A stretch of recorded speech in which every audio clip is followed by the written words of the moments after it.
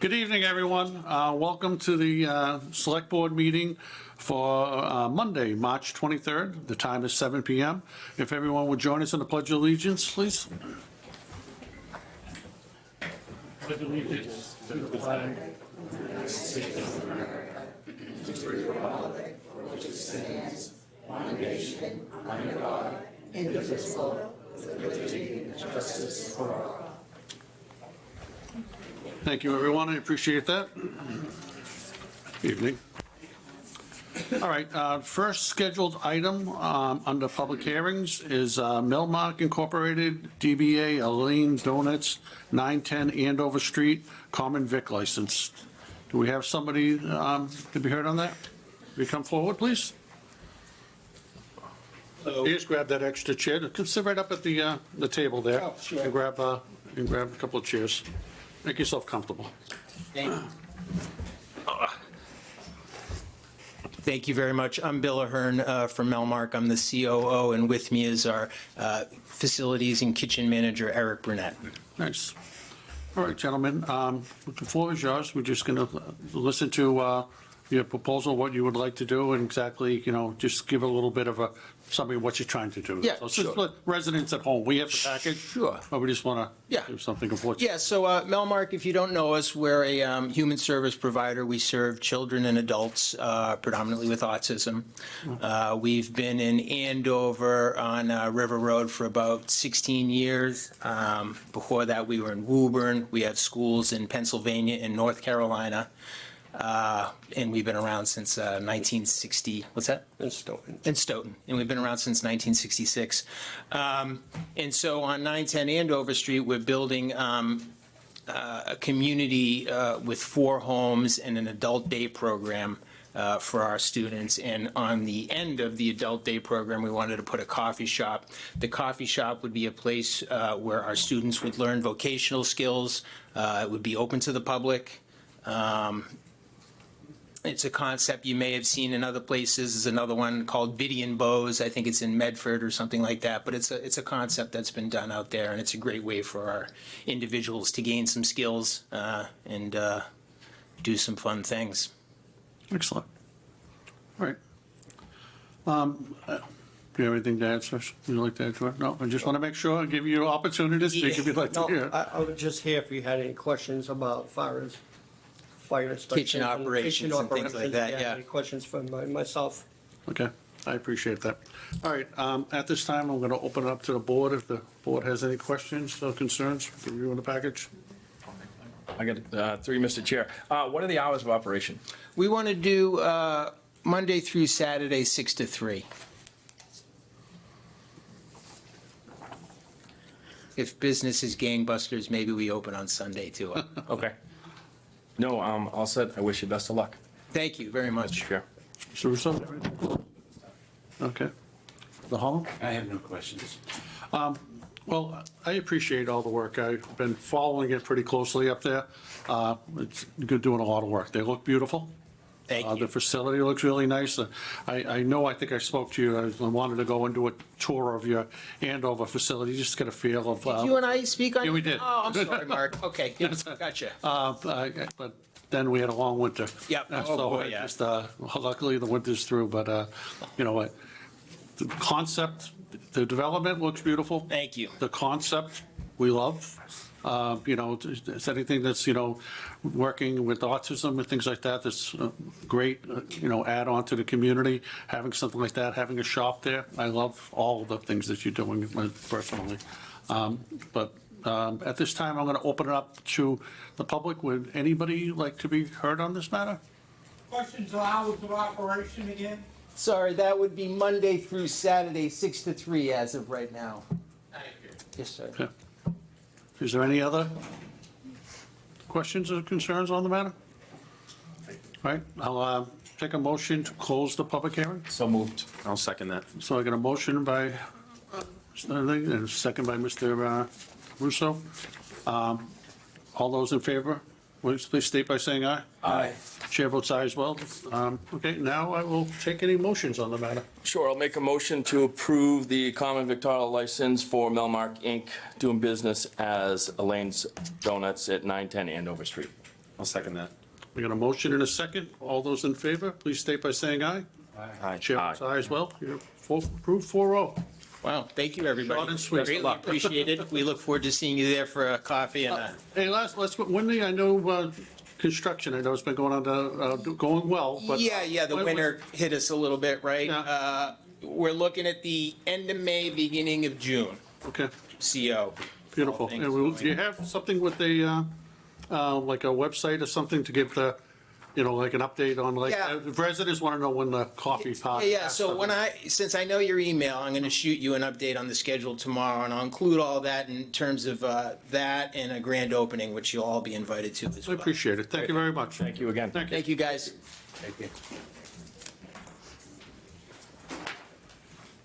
Okay, next on the item is residents. Is there any residents that would like to be heard?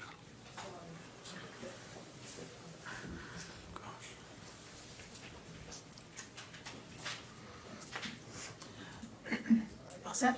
Yep. So my name's Christine Chesbrough. My address is 398 Chandler Street. So tonight I'm submitting a small packet on Three Tropics public records delays and town's lack of neutrality on the lithium battery project, an open meeting law violation related to the HCA. I'm not sure how much you are aware, but I submitted a public record request relating to the lithium battery site on November 1st. I understand there's a lot of records. There was no communication, so I filed appeals with the state. My first appeal was January, and the state ordered the town to provide the records on a rolling basis. Around that time, Mr. Maynard emailed me asking me what records I was most interested in. I responded to that with that info, but I didn't receive anything after that. The second and third appeals didn't produce any records, even though the state ordered them. In my fourth appeal, I also requested an extension from the EFSB for my brief, and that's when I finally received some records. I am now on my fifth appeal with the state regarding records. The emails that were provided to me in PST files, which can be only opened with Outlook, which most don't have, businesses use it. My daughter's Outlook would only open 2 emails. I paid for an account, but we couldn't even get a file loaded. I did an email to the town how hard it was to access them at the beginning. I had responses, but then nothing. A friend gave me a link a week ago from a free site, which worked. However, I cannot share or send the emails out. I can only copy them with a snippet tool, which is very hard with emails, responses, and long emails. A lot of attachments are listed, but they appear to be logos. There are emails that are blank. There is no list of rejections, even though the state ordered it. There are emails that clearly had responses missing. There are no files for 4 of the select board members, planning board, conservation commission, etc. There are files for the 2 board of health elected officials, though. In the packet is a list of names, which I have, of files, however, not all have files. For example, Mr. Kratman, your name is listed, but there's nothing there. The records that I was able to view, I believe, show that the town was not neutral regarding the battery project. Emails reveal officials welcomed the company and assisted with pursuing a bylaw change, which contradicts claims of neutrality. In fact, emails I am providing show that the economic development official wrote to the battery company that the town manager was eager about the project. There are emails where she helped them by passing a bylaw. At one time, she said they would provide the wording at East Point said they would provide the wording examples for the bylaw. After I sent my appeal regarding missing public records to the state, I asked the EFSB for an extension of my brief deadline, as myself and other limited participants wanted to view the records. Only the town's attorney, hired for the battery site, opposed my request for an extension. This is viewable in the docket. You have all told us over and over again how you are neutral. This doesn't appear to be neutral. Like, what is wrong with you? For what I'm reading in the records, which I haven't even gone through, you're pretty much rolling out the red carpet to this place. Executive records last meeting. The board went to vote to release executive session minutes. One of you mentioned information was missing, so there was no vote. When is this going to stop? Mr. Curran works for you, and you work for the residents. People in this town are tired of incomplete records, Delays, no support and excuses. Residents deserve transparency, accountability, leaders who actually do their jobs, and care about the health and well-being of all residents. I want to note the open meeting law complaint I filed. Residents received the host community agreement only a few hours before the meeting, even though town policy states materials should be provided 48 hours in advance. I have 2 emails on it. I'm submitting these emails and other documents tonight for the official record and ask to be included. We have a town election soon, and I want to encourage all residents to research the candidates carefully and support those who prioritize transparency, accountability, and listen to the community. One particular candidate has consistently spoken out for residents who are opposed to this battery site. I'll be running for Donna Lombardo for select board, and I urge all residents of Tewksbury to do this. We need change. I'm just gonna pass it around, do you want me to give it to each one? Just pass it around and give it to each. Well, you should leave it right there, we'll pass them around.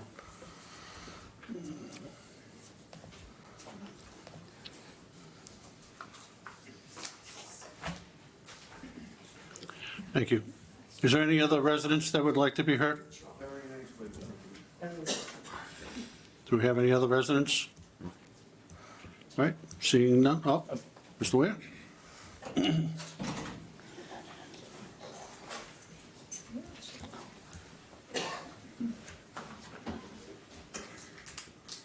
Hi, Dustin Weir, 426 Chandler Street.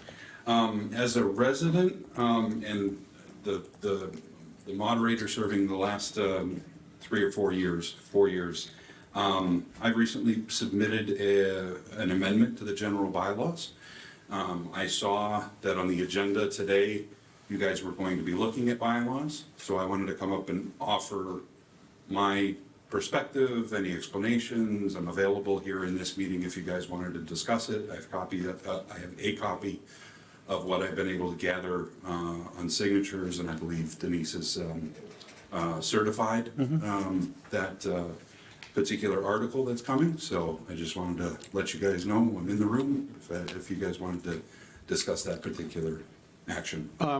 There's no issue with the rest of the members. When we get to the warrant articles, I'd invite you to come sit up, and if you have any discussion, since you're the town moderator, we can have you come up while we're going through each item if you'd like to be. Perfect. Okay? Thank you. Is that okay with everybody? Thank you, Justin. Okay, thank you.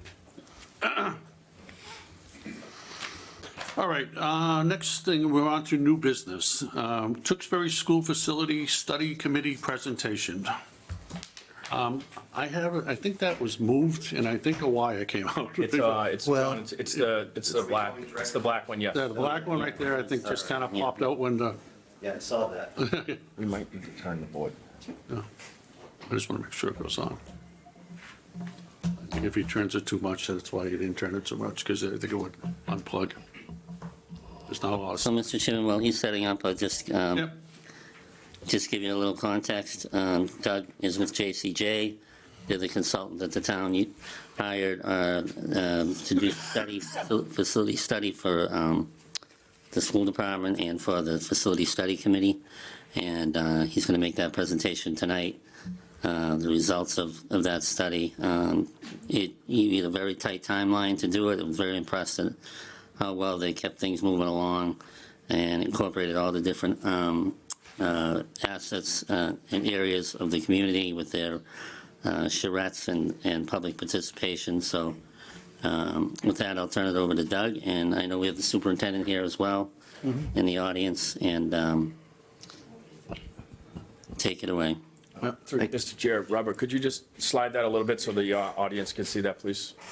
Thank you.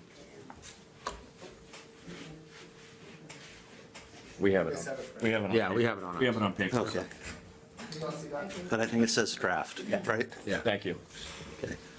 Well, thank you, Mr. Chair. My name is Doug Roberts, as Mr. Kern said.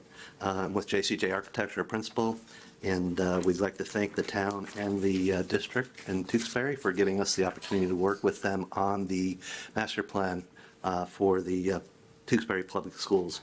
I'm going to be presenting a lot of information tonight. I'm going to try to, in the interest of time, be brief, but at the same time, I want to be clear and concise. So if there's a question, please stop me. We have approached this study through the lens of the Massachusetts School Building Authority, MSBA, my first acronym. So part of their process, there are acronyms, so if I fall into MSBA speak, please stop me, because I will try to introduce the acronym before I move on. And with that, as Mr. Kern indicated, we were hired in November to accomplish 5 tasks in a very aggressive schedule. First was visioning, which we partnered with New Vista Design, who worked with the community on the Center Elementary School back in early 2020. In addition to that, we were tasked with looking at the existing conditions for all 6 schools, developing master plan options so that we could have conversation about objectively evaluating each of the options to develop a recommendation for the Tewksbury, and then preparing reports and presentations. That's where we are today. So we're nearing the end of that 5-month process. And you can see we had our last visioning session at the Senior Center last Tuesday. We presented to the school committee last Wednesday night, and here we are before the select board this evening. Again, the reason for this is to report what we have completed, but also one of the objectives of the study was, if it is the desire of the community, to submit a statement of interest to the MSBA to notify them that there's interest for a school project in the community, that you have urgency and need. In that, we're presenting a lot of information to the school committee and the select board for the first time after 5 months. We also offer the opportunity to work with you on a workshop, so there can be more detailed questions as we move forward.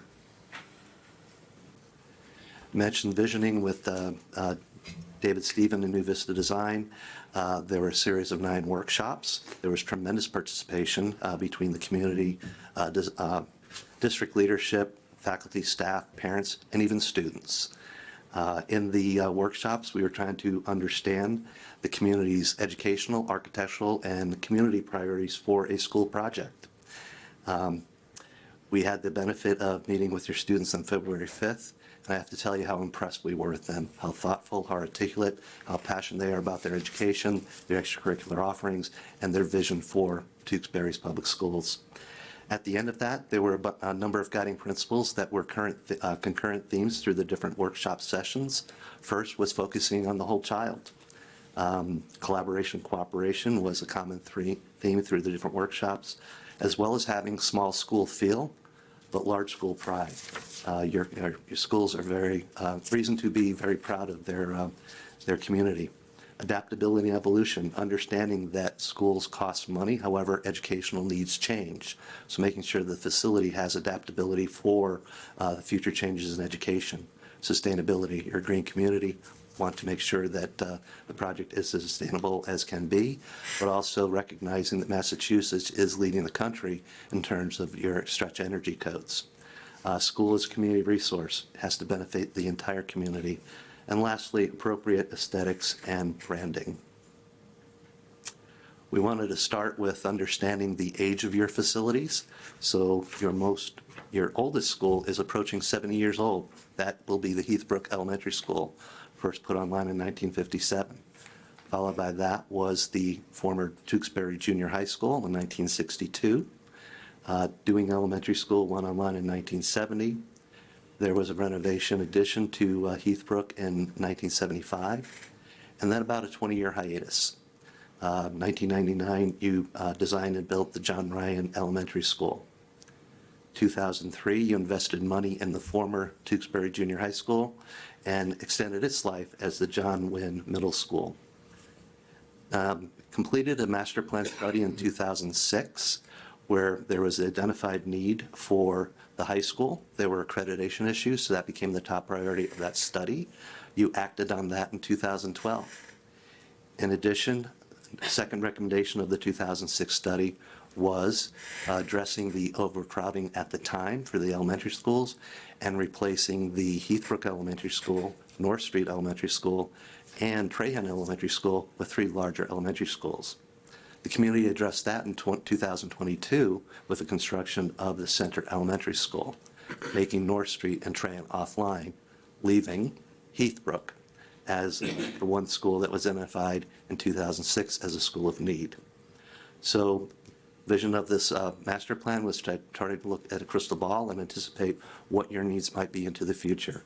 When and what shape that might take is to be determined. Early December, our team of architects and engineers and hygienists visited each one of your schools. John Marchant and his staff, the principals, the staff, they were very generous with their time, and as well as sharing their anecdotal stories that filled in the history of your schools that we wouldn't have received in any reports. So it was very invaluable to our process.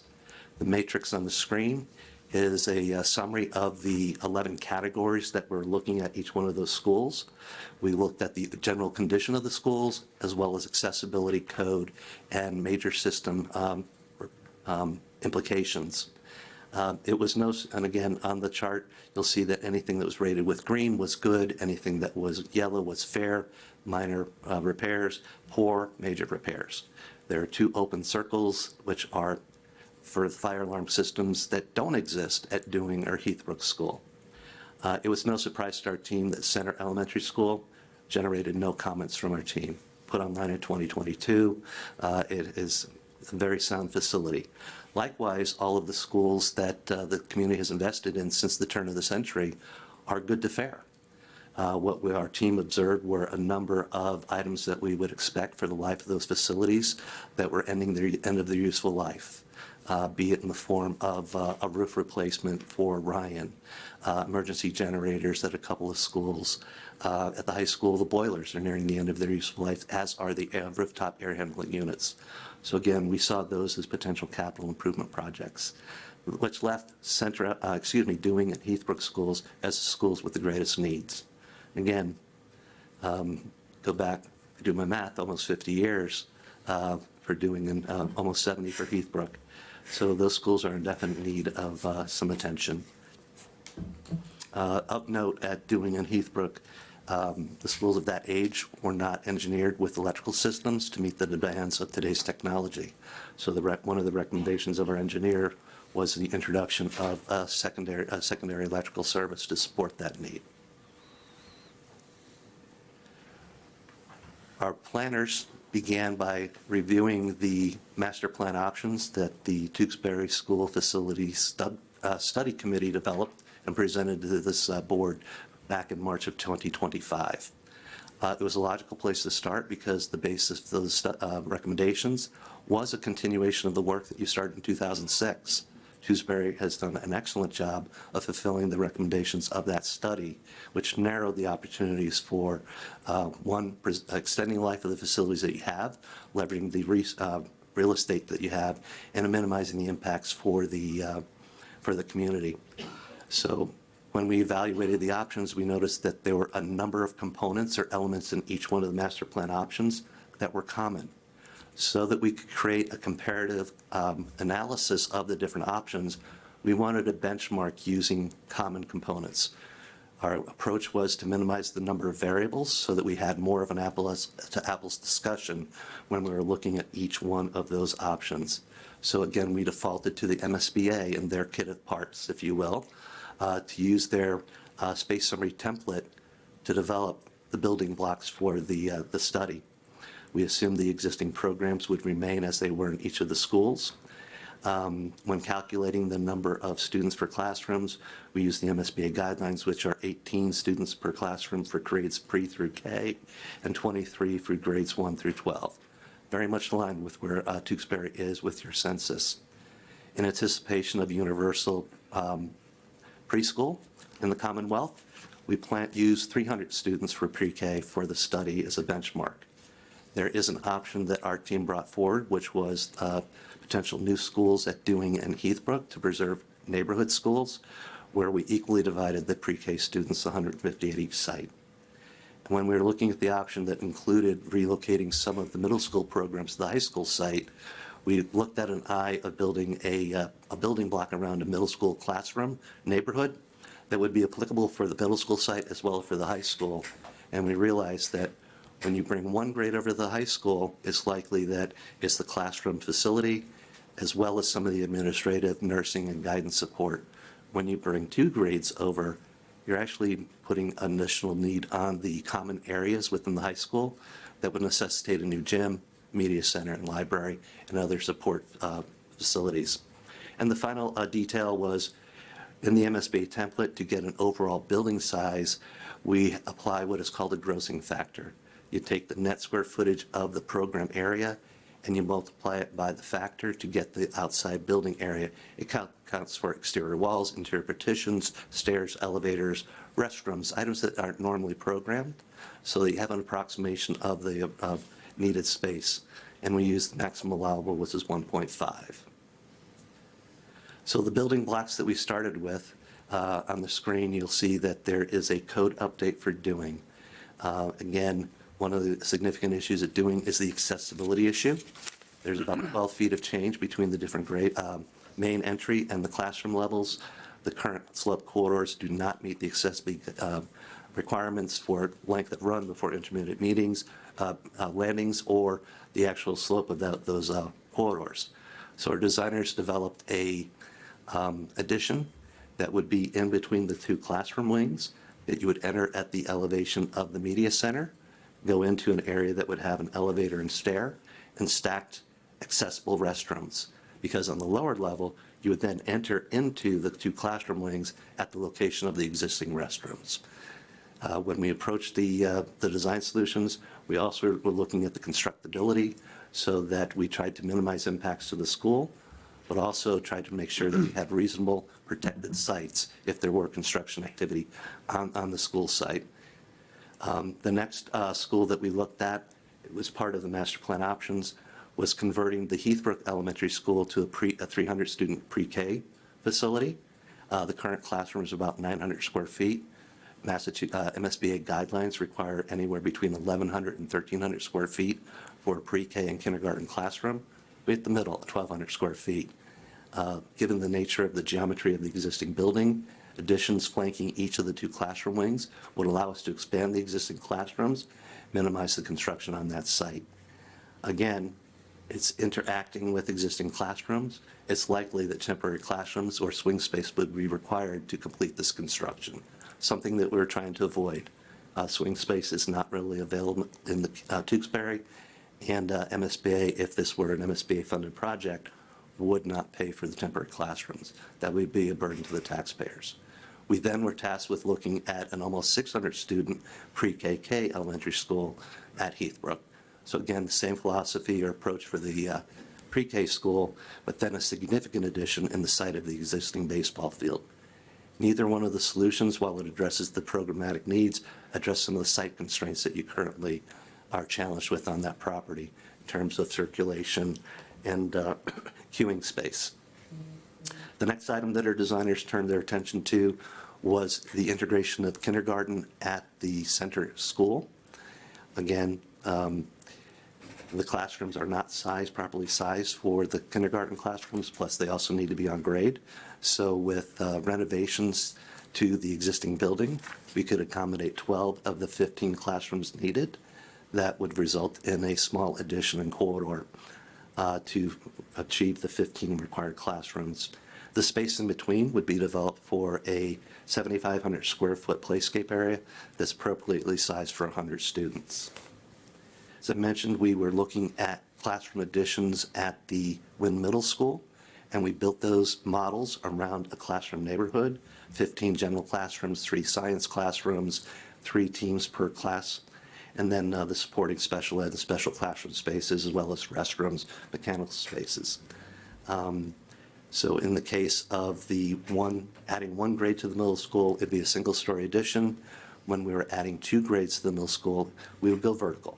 So it'd be the addition of elevators and stairs within the same footprint to arrive at almost 1,000 square foot, 1,000 student school. At the high school, you currently enjoy the offering your students 11 professional career clusters. These are professional programs, nursing, robotics, graphics, that are the start of programs to introduce your students to skills beyond high school to enter the job market. There's a desire to expand those programs so that they become state-approved CTE programs. which would allow the students to receive certificates at the completion of their study. It also is an opportunity for the district to receive additional revenues from the state. So we use that as a baseline for all of the studies except for the code upgrades. Again, only want to do what is absolutely necessary for the code upgrades. But again, there is capacity in the existing school. The programs are being offered in what I would say are appropriately sized school rooms for classrooms, but not for the DESE approved programs. DESE requires anywhere from a minimum of 1,500 square feet to 2,500 square feet, depending on the program. So again, some of the classrooms are sized about 1,200 square feet. So there would be a need to, for those 11 programs to meet the DESE requirements to absorb the capacity in the school. We then looked at the option of adding the 8th grade to the high school site, and using that building block from the middle school, we placed that building block at the end of the natural corridor circulation within the high school on the north end of the site between the existing school and the tennis courts. We then looked at adding 2 grades to the high school, 7th and 8th. And again, that's where we almost are building a separate middle school on the school campus. To get the gymnasium, cafeteria, media center, mechanical spaces, we are then occupying the site of those tennis courts. Again, no solution to replace those tennis courts presently, but again, just testing the proof of concept so we can have a apples-to-apples comparison. One option proposed a new school, which would be a district-wide pre-K through 1 for about 820 students, 26 students. We went through an evaluation of finding sites in this, the district. I'll get to that later. And so we developed a solution there. It'd be a two-story school on a site. And then I mentioned that our team brought forward another option that wasn't part of the TSFSC's recommendations. It was testing to see if we could build 2 new schools, one on the Dewing site for 450 students, pre-K through 1, and on the existing Heathbrook site for 400 students, pre-K through 1. Before I move on, any questions? Throwing a lot at you.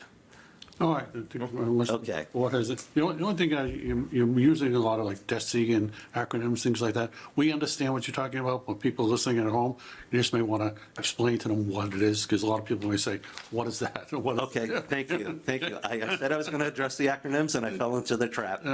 DESE is the Department of Elementary and Secondary Education. So, and they have governance over VOTEC and career training within the Commonwealth. Okay, thank you. Thank you. Mentioned the site selection. Again, I think the largest challenge of any of these options will be finding an appropriately sized site to support the proposed program. While Tewksbury as a town has a number of town-owned properties, a lot are wetlands, have Article 97 protected sites. They're dedicated for a particular use, dedicated parklands, recreation space, water infrastructure, open space. And then, as I said, the wetlands, majority have more than 50% wetlands, so limits the buildable area on those properties, as well as power lines and easements, and some are even landlocked. So when we apply the lens of MSBA in terms of their site criteria, it needs to be, the subject property is recommended to be town-owned. Again, the interest there is you're using your own resources. The taxpayers don't have to pay for the site acquisition. It also oftentimes extends the schedule. Based on the programs that we were looking at, we recommend a minimum of a 13-acre buildable site. That allows for the building footprint, the circulation around it, play areas, but as well as expansion. It also allows for topography within that 13 acres. So again, that was our benchmark when we were evaluating the town properties with the town manager's office. Is infrastructure readily available for the site? Again, MSBA, if they participate in a project, limits their participation to the work that goes on to the actual site. So you have to extend utilities, water, sewer to a site. That would be a burden entirely to the taxpayers. So again, all about managing costs and expectations.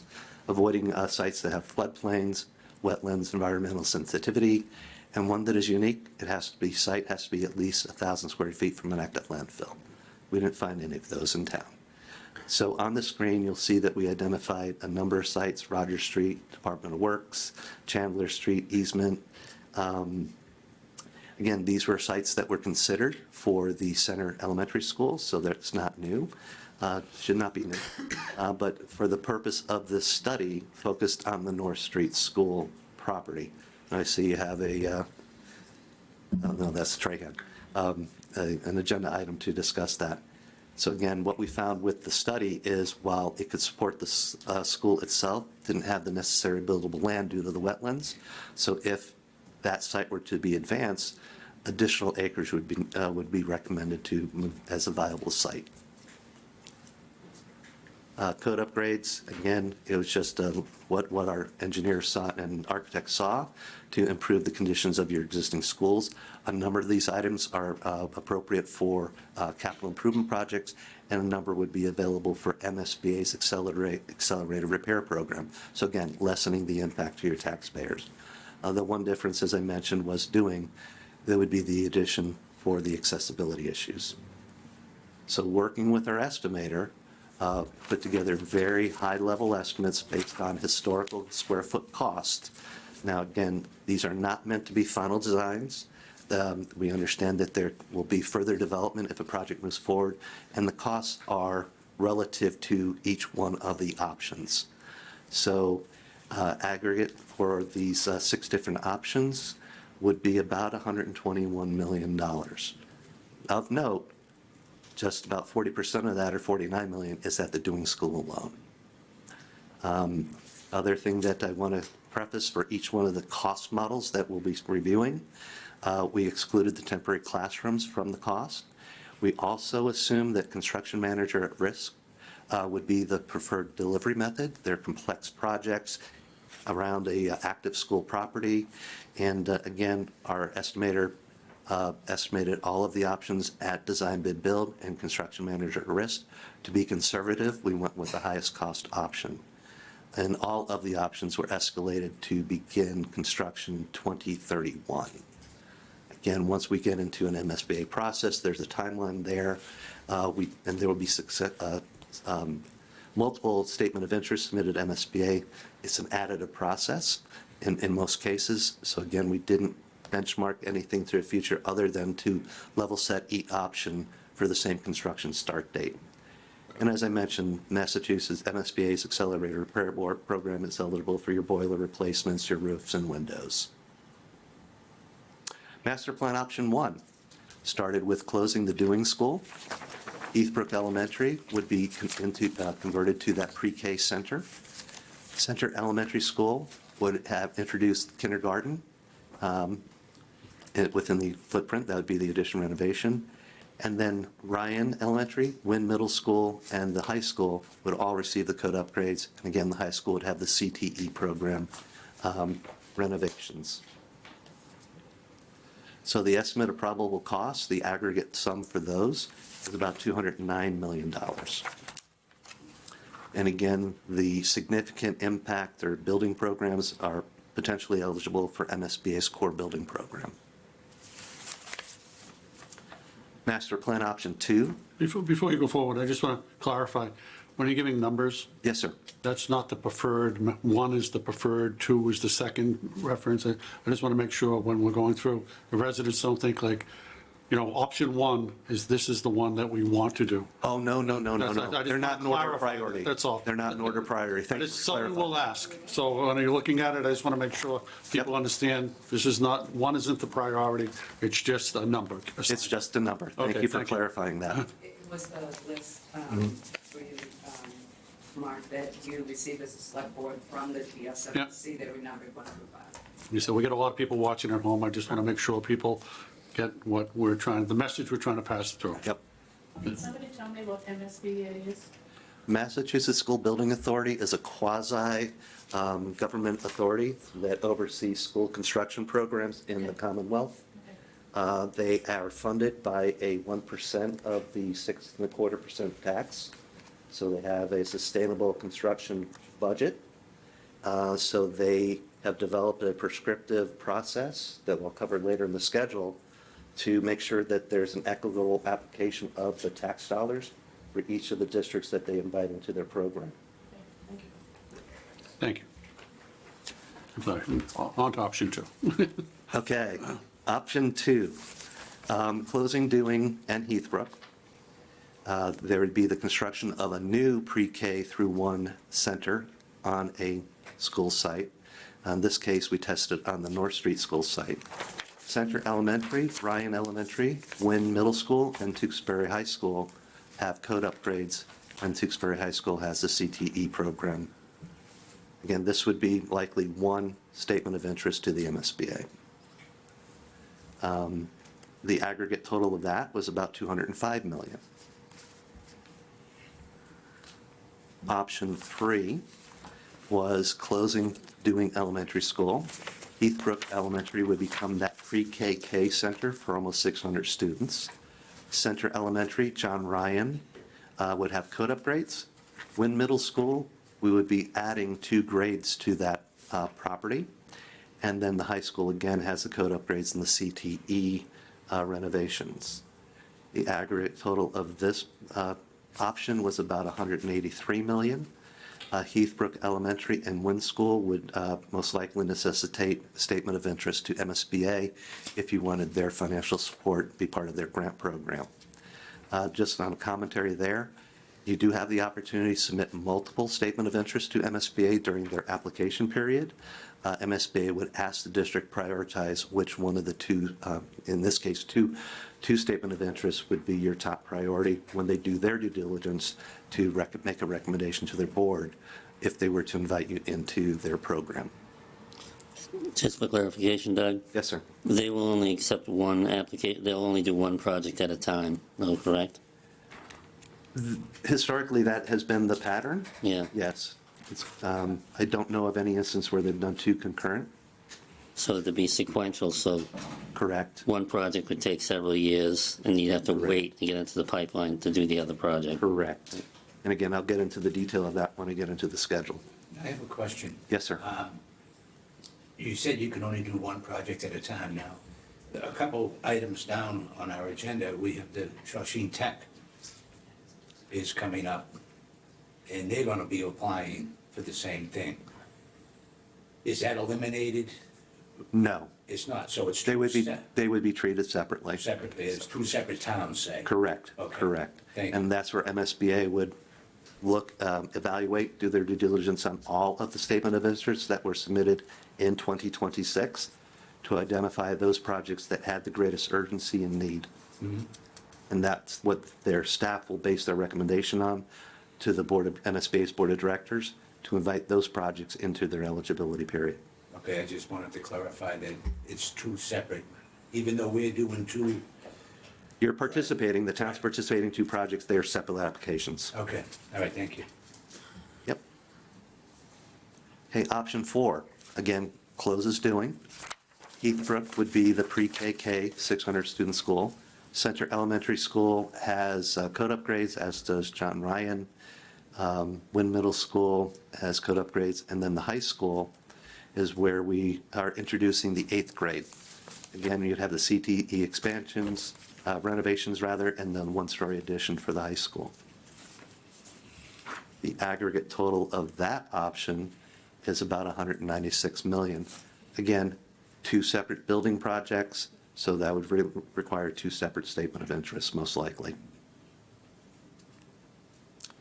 Option 5, again, starts with closing Dewing. Heathbrook is a pre-K school.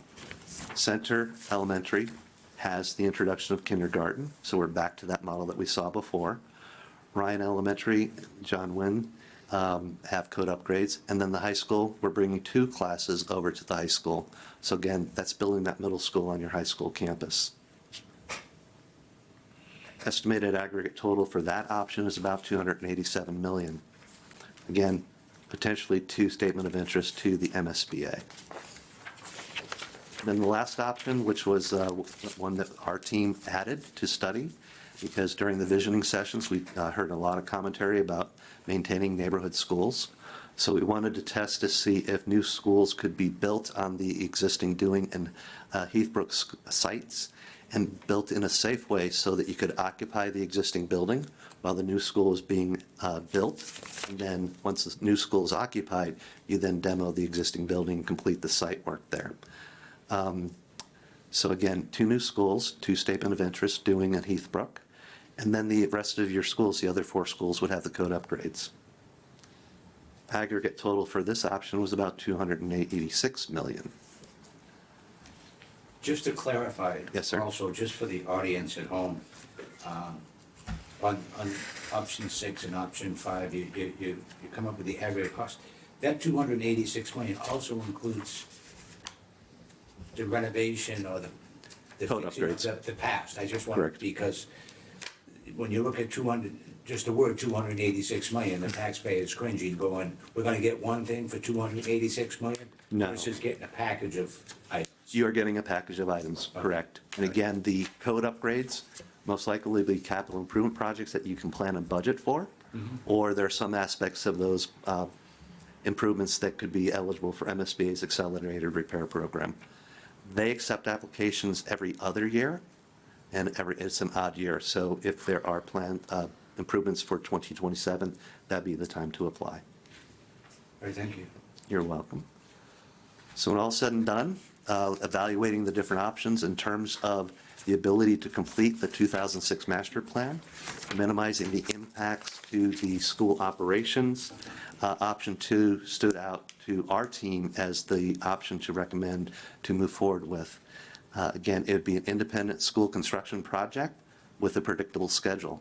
There would be 1 statement of interest to MSBA. It'd be a statutory priority, replacing an obsolete building. And again, minimizing no disruptions to school operation, no temporary classrooms. And again, it allows you the opportunity, flexibility to incorporate the minor to moderate repairs at the 3 existing schools as planned capital improvement projects. The column on the right-hand side, again, if this project moves forward as part of MSBA's core program, historically, Tewksbury pays about 60% of the cost. So the burden to the taxpayers for that $205 million would be about $123 million. Mr. Chair, Doug, could you just touch a little bit on code? I know we'll get questions on what the code requirements are and what is that threshold to drive the code requirements. So any significant impacts to the existing facilities, I forget the threshold, 52% of the value of the building is going to trigger that. So in the case of doing building code, if you were to touch that school in any significant way, would require the introduction of an automatic fire suppression system, right? So with the accessibility code, it's 30% of the assessed value. Once you cross that in construction costs, you have to bring that building up to code. Okay. Once you start introducing the addition there at doing, that then would trigger the code upgrades. The other schools, if you can manage the different upgrades so that you don't cross that threshold. Okay. So it gives you greater freedom in terms of improving your facilities. All right, thank you. Okay, the schedule. Again, what you see on the screen is the best case, really aggressive schedule if a statement of interest is submitted to the MSBA this April, mid-April. April 17th is the deadline. MSBA will receive all of the applications. They will complete their due diligence. They may require a site visit for the schools. They'll have a lot of conversations with the district. And as I stated previously, they will determine, based on all of the statement of interest that they receive, the projects that have the greatest urgency and need, and also fit within their construction cap. So if Tewksbury is fortunate enough to be invited into the eligibility period, it's most likely that invitation would happen at MSBA's December Board of Directors meeting. Once invited into eligibility, the district then has 270 days to complete 7 tasks. That's signing the initial MSBA compliance certificate. You need to form a school building committee. You need to document your maintenance practices. You'll certify your design enrollments with MSBA. That's an active participation between the two. You'll need to authorize the funding for feasibility schematic phase. Historically, those funds are about $1 million to $2 million based on the scope of projects that we were looking at the different master plan options. And then if you check all of those boxes, MSBA will then issue a feasibility study agreement for the town to execute. 270 days takes you to about September, October. So again, MSBA's Board of Directors then have to approve that forming the team. So that most likely would happen at their December meeting again. So 2028, there's a year of prep. 2028 is when you start formulating your team, which is hiring your owner's project manager, hiring your designer. Very aggressively, that's about 3 months each cycle, so about 6 months in, 6 to 8 months, you have your team, you're ready to hit the ground running. That's when you start completing your Module 3, which is a feasibility study, where you vet your program, you can do your education visioning, you analyze and identify sites, and then you develop a preferred schematic option, preferred solution. That has to be presented to MSBA. They then review that and authorize you to go into schematic design. Once you are into schematic design, now you're starting to really refine the detail of the design. You're defining the scope, budget, and schedule for the project. So at the end of schematic design, you have a very defined project. MSBA will review that, and then they will, if they agree with everything, they then will authorize you to present that project to your voters. So again, in their cycle, the earliest that, in this very aggressive cycle, that you would be able to ask the voters to support your project would be your May 2030 town meeting. That's when you would be committing to fund a school project. Assuming, and then you would have 180 days to secure that vote and execute the project funding agreement. Once authorized, then you were into final design, construction documents, bidding. That would be about a year. And then for these size projects, we're estimating about 2 years of construction, which would allow for a fall 2033 occupancy. So again, one statement of interest started in 2026 would realize in the most aggressive way an occupied school in 2033. So when I was citing that there might be multiple statement of interest, and I suggested that was an additive process, it might be 6 to 8 years for each one of those school projects. Again, heightening the recommendation that option 2, which would require one statement of interest, was the recommended option for you to consider. Any questions on the schedule? Any questions from the board? Can I just offer some context on that too? So 2033, if you look at the town's debt schedule, the high school is coming off in 2031. So that's actually a good thing. If you this is a very aggressive schedule. So the debt service on a school like this would not start till right around 2033 because we would borrow short-term prior to that time period. We start borrowing that money probably in 2031. And but then we wouldn't actually issue a bond until 2033 or maybe before. But so from that perspective, it's a way out.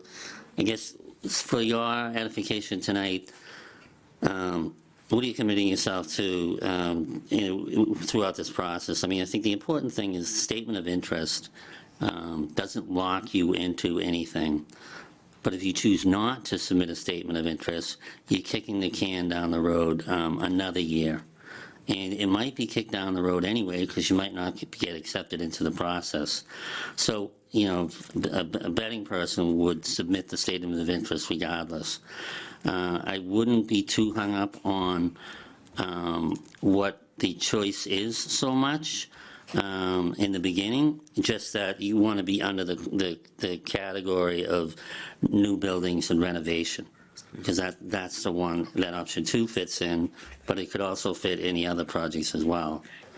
So I just want to lend a little context to the idea that we're not locking ourselves into anything. It's still many years down the road, but it is important not to kick the can down the road and not take any action, because then you push it out even further, and then the cost of construction goes up even more, and then the burden becomes even bigger. I just wanted to lend a little bit more context to that, and just another emphasis, when you look at these options, it is important that it's one statement of interest and then option two, because if you look at option 6, there would be 2 statements of interest, and each one of those projects is 122 million and 106 million. As you stated, those would be spread out over a period of 12 years.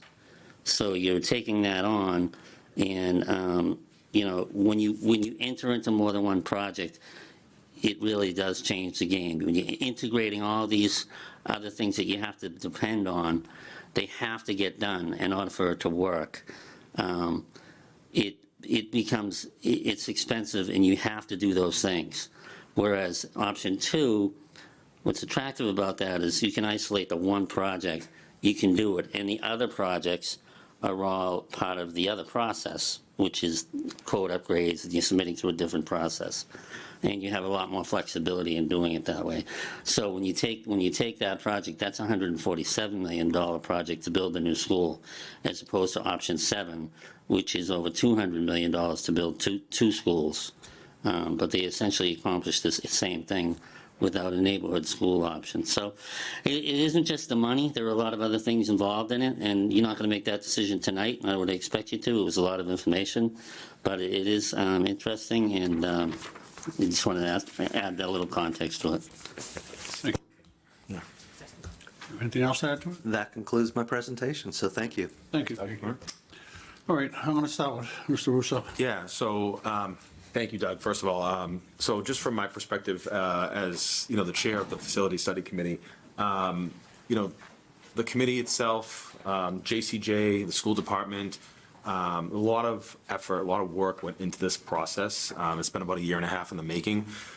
So I guess from the perspective tonight of going through these different options, there was a lot of thought from a lot of different folks put into this. And I guess to Mr. Kern, to your point, nothing gets locked in. I guess my question though would be, when in this timeline will we have to lock in an option, assuming we get MSBA welcoming us? So that's part of the due diligence. When you submit the statement of interest, MSBA will work with the district to identify those schools that have the greatest need. Yep. They will also work with the district in terms of your enrollment to make sure that that school is right-sized. So once invited into eligibility, that's when the target school is identified. Okay. And it could be combination, it could be a single school. There are multiple variations that can come out as the statement of interest. Okay. And then, Mr. Kern, you talked about the debt for the high school, so I won't need to bring that up. And then, I guess, Doug, can you just, in terms of how MSBA prioritizes projects, and how does this potentially position Tewksbury competitively? You talked about priority 7. I don't know, a lot of folks know what that necessarily means per se. So obsolete school. Okay. Again, school that has served its community well, but has no life left in it, right? Okay. For a variety of reasons, structure could be failing, undersized mechanical systems, doesn't support the educational delivery of your educational programs. So MSBA looks at all of that.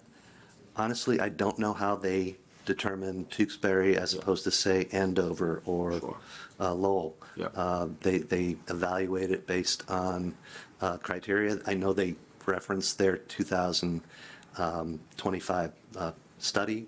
The district provided a lot of information for that.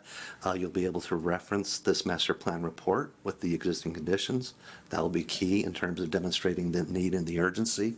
They have a difficult job. Yep. And as Mr. Kern said, statement of interests are submitted oftentimes repeatedly for the same projects because there's such a need within the Commonwealth. So through this very prescriptive process, MSBA tries to level the field to allow those projects with the greatest need to move forward sooner than others. Okay, so that kind of maybe goes back to what you were saying earlier. If we enter it and we don't get selected, we can re-enter it again a year later, is that Correct, correct. For the core program, you can apply every year. Okay. And then I guess just in terms of once we enter this process, I mean, we maintain our flexibility. That is 100% correct. Is that accurate? Yes. Okay. Okay, all right, I'm all set, Mr. Chair. Oh, thank you. Doug, thank you very much. As Mr. Russo stated, a year and a half, a lot of work has gone into this. Thank you to the school department, principals, teachers, the school staff have spent a lot of time on this, working with your staff, really diving into each school is been really informative as a committee member. You know, understanding we just look at a school, we know it's old, but those individuals that have to work in it every day and our children that have gone through them and the children that are going to go through them in the future. It was a great exercise. You know, and I agree, the option 2 is the best approach. And even if we don't, you know, we submit, we don't get selected, that doesn't stop us from continuing on with the accelerated building. So we can look at continuing to add applications for those other code upgrades, boilers, roofs, windows. Correct. At those other buildings. And, you know, if this is pushed out a couple of years, 3, 4, 5 years, we may be successful in some of those fundings that might take some of the other schools off of this when we do get to that point. So, again, great work, very informative, great presentation, and thank you again for coming tonight. Great, thank you. Mr. Holland? Yes, thank you for your presentation. I like it. What, I agree with Mr. Curran. It's kicking the can down the road is not what we should be doing, because we did that with the previous schools, with the high school. We kicked the can so long that you just had to do it, you know? I think the repairs are actually, if they're needed, we should be doing those now, even applying for the the board. Because we have to maintain, we spent a lot of money on these schools, on the Ryan, the brand new school, which is the only one that was all green, you know? But I think a statement of interest is not gonna hurt anything. I think it would be in the best interest of the residents of this town to do that. So with that being said, I would suggest that we reach out in that way. But in the meantime, I would like to see something on these repairs and why these repairs have to be done, and there was no maintenance on these systems. Oh, no. Oh, no. Let me clarify. Your facility maintenance staff have done a remarkable job extending the life of your school facilities. I just want to put. And no. And the reality is, in the case of some of the mechanical systems, electrical systems, they're nearing the end that they can actually repair those systems because the parts are no longer available. Mm-hmm. So hats off to your facility and maintenance staff. Actually, nice to hear. That's all I have, Mr. Chairman. Thank you again. All right, thank you. Thank you very much for the presentation, it's very informative. Sitting here, listening, I understand we need to work and build new schools. I'm also looking at, I like to look at the big picture of everything in our community. Mr. Curran mentioned that the high school's coming off. I'd like to look at, I sat here a couple of years ago, and we had a different town manager, and my conversation was when we were building a building, and it was, this is the last big building, last big construction project we're doing. And I kind of just chuckled, said, there's no such thing. I just want everyone to know, there's no such thing. There's no such thing as the last construction, because there's always going to be something coming forward. But I would like to, I think, like I said, we got to focus. We need things for our children. We need things for our teachers. We need things for, you know, we want to have a first-class educational service in this community. When you were doing this study, did it look at like a lot of the population and the growth going forward? And like, we're talking about doing this 5 years from now, you know, if they have a construction. Well, 5 years from now, the population may change quite a bit. in his community. So that was all taken into consideration while we were doing this study as well? So we were working with the district in terms of enrollment projections. Yeah. But again, once you get into the MSBA pipeline, because again, that may change as well, we wanted to use the baseline of the 2027 school year projections for all of the options. So yes, we tried to anticipate that. But again, when an actual study will move forward, MSBA will weigh in, and they'll also factor in the enrollment projections as well. Yeah, I just wanna As make part of sure. their due diligence. I just, like I said, I'm always looking at the big picture. I hate to say, okay, this is the best option, and then 5 years from now, well, that's not going to do for what we need, because now we have a larger population and we have more children that will be going to the schools. Correct. Also, I want to get you mentioned the high school, but we have a lot of other buildings in town, and, when we're talking about taxes coming off and, what else is going on, like the library, the police station, the center fire station. I'd like to see a breakdown of, this is what we have on debt. This is what the residents are going to want to know. I mean, the residents have always come and supported schools, and I have no doubt that they will do it again. But I also want to make sure that they know we're looking at debt, what we're paying, what's coming off, what we're expecting. We have a lot of other debt, like water. We're trying to replace a lot of water lines in the community. South Street Fire Station may need some service at some point, and all the other things. So when we're looking at the basis of what we're borrowing and what we're doing, I want to have all that taken into consideration. And, what may be, we're focusing on this, but, in 2 years while we're doing that, is there going to be another big project that we may have to think about? So that residents just get an idea of what to expect in taxes when we're doing this. And that's a key factor. If we could do this under our existing budget, it would pass tomorrow, but when we got to go to town meeting and residents understand what they're doing, they've always been more than generous. When we built the elementary school, they went there and, everybody supported it. But I just want to make sure that they know we're doing our due diligence of looking at total cost, what we can do, and how this is best serving. This appears to be the best option, but, we have some land, like you mentioned. We have the North Street School, and you talked about, you would need more space and those type of things. And so, my take is that before we do anything with that, we just make sure we do our due diligence to make sure it's not needed for something before we do anything else. So, that's one of the things. If we have town land, I want to make sure that we have something, if it's needed and it's required, that we're making sure that, before we make any other decisions on town land, has everything been taken into consideration while we're doing this? All right, do I have any other questions or concerns on the board? All right. Just at some point, the board wants to schedule another meeting, probably in conjunction with the school committee, to do a workshop. Yep. Now, has this presentation been already brought to the school committee? Yeah, so they've already seen it, so I just want to make sure that we're all on the same page and, good. You, Mr. Chair. Yes. Doug talked a lot about the vision, and many residents, including students, were part of that piece. So there's the buildings, Yep. the physical need, which clearly there is, but I think it would be worthwhile in the workshop to hear about the visioning and what the residents of Tewksbury are looking for in our schools, as well as what they hope they look like. I appreciate that, thank you. All right, well, thank you very much. Thank you. I appreciate it.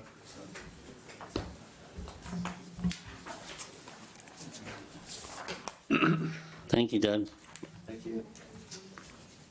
I'm gonna take that. Yeah, we're gonna take a break for 5 minutes while we just get reorganized here, okay?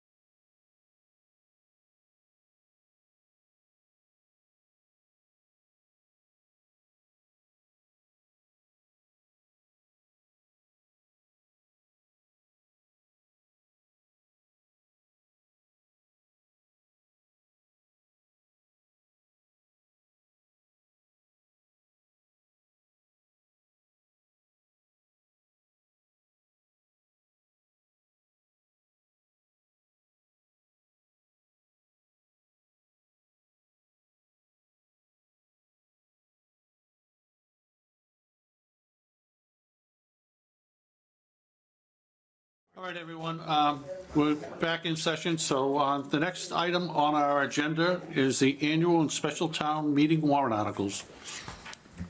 We hand it over to you, Mr. Town Manager. All right, thank you, Mr. Chairman. My thing is cycling, just wait 1 second. Oh, there it is. Okay. All right. So I'm going to go through the annual town meeting warrant as well as the special town meeting warrant. The special town meeting warrant has some items that aren't fully cooked yet because of budget amendments, so that might be subject to change between now and we have to get this to the printer by March 27th. But everything else is pretty well cooked. So I will go through that right now. Starting with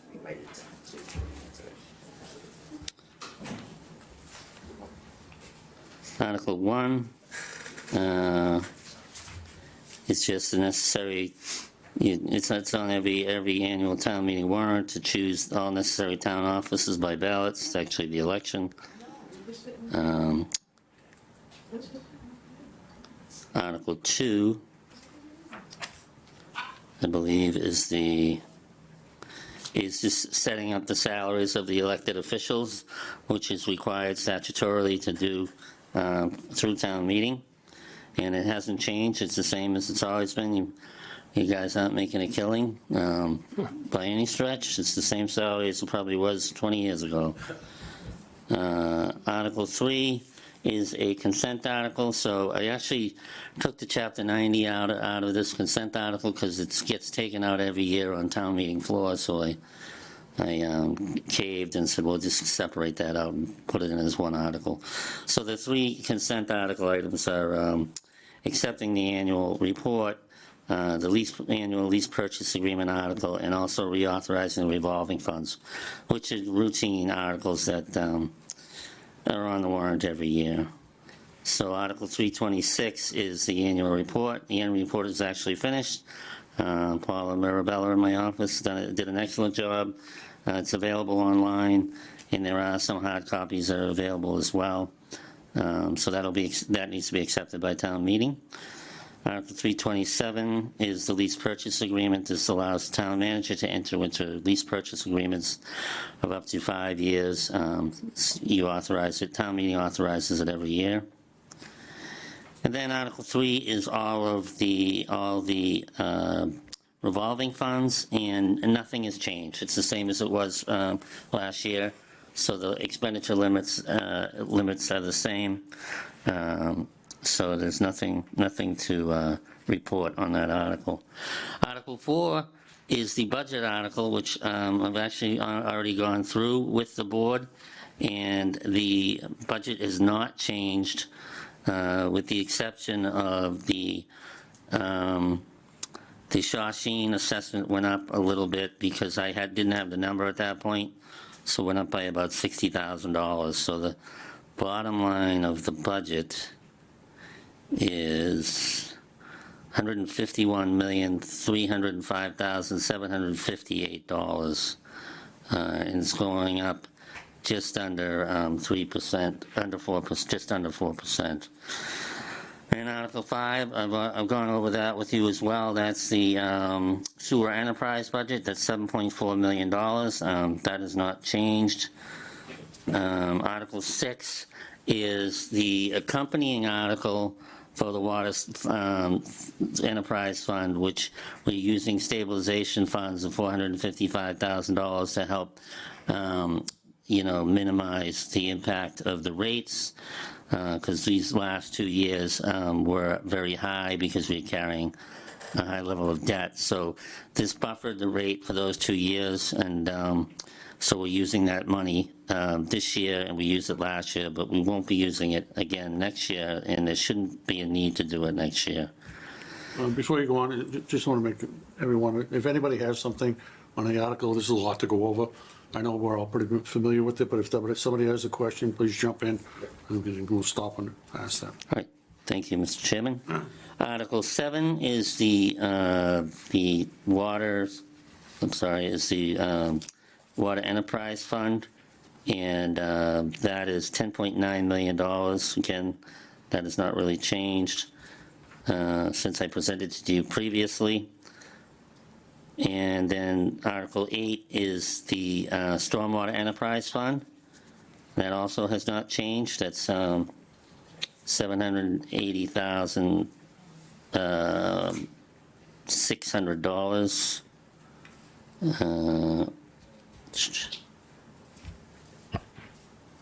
And then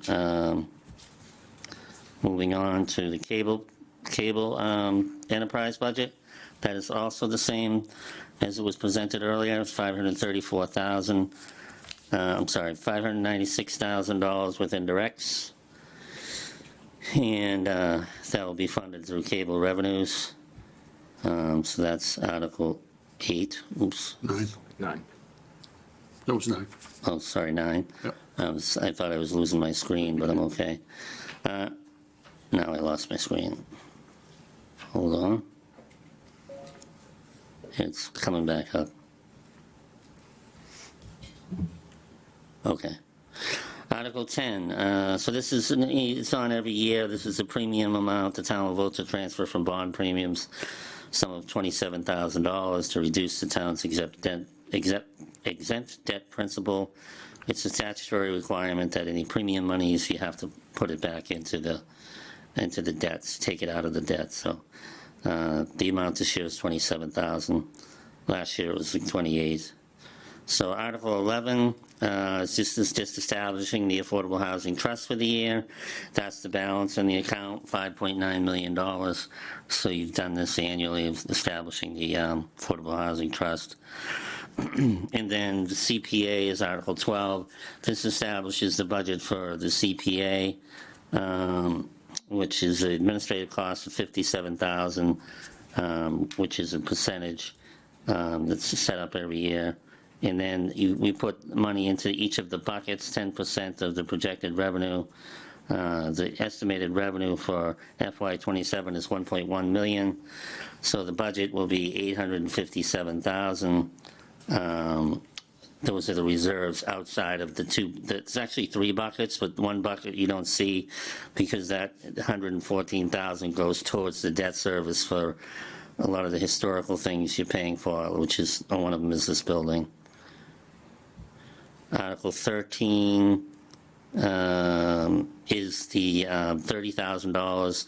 This is the one item that's actually coming forward from community preservation, which is a $30,000 request for CPA funds out of the undesignated reserves to design approximately 100 feet of boardwalk on the Bay Circuit Trail between Farmers Field off of East Street and approximately 16 feet of boardwalk on Bay Circuit Trail near Maple Street. And a lot of this has been directed by members of Conservation and Open Space and Recreation. So they're putting this forward, and that's actually, that's the only item for CPA. And then Article 14 is the first capital article. And so this Article 14 is $2.5 million in capital coming out of the stabilization fund. And as you know, what we'll do is replenish that money in the fall when we certify free cash. And the items on that sidewalk complete streets, that is a North Street project that the DPW is working on. Let me just get my notes so I can look at all of these. So Upper North Street, Colonial Drive. So they actually apply for a grant for that, but we probably won't get that, but we do. I did put $500,000 in here from stabilization so that we can at least get that project started. So that's the sidewalk. There's a 6 to 8 yard sander with modifications. That's a $55,000 appropriation, and that is here it is here. That's a 1995 sander that's being replaced, and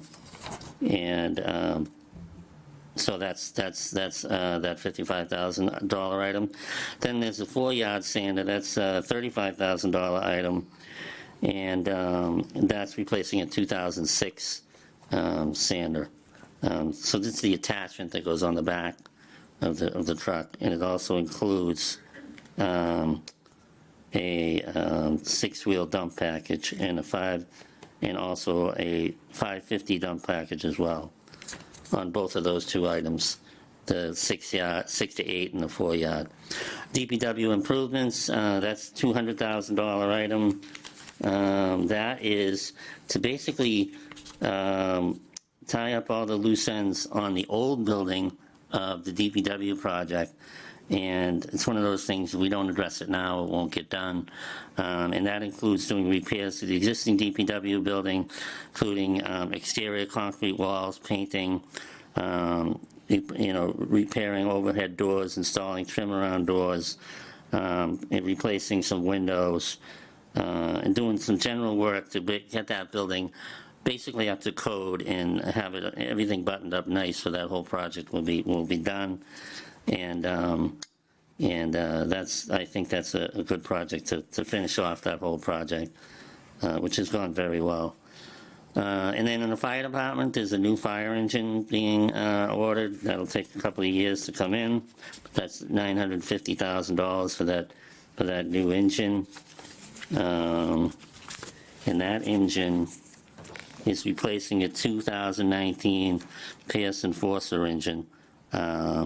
So that's for the fire department. And then in the facilities and grounds, we have town hall HVAC upgrades that need to get done. So Vinnie wanted to put that project forward. That's a $277,000 project.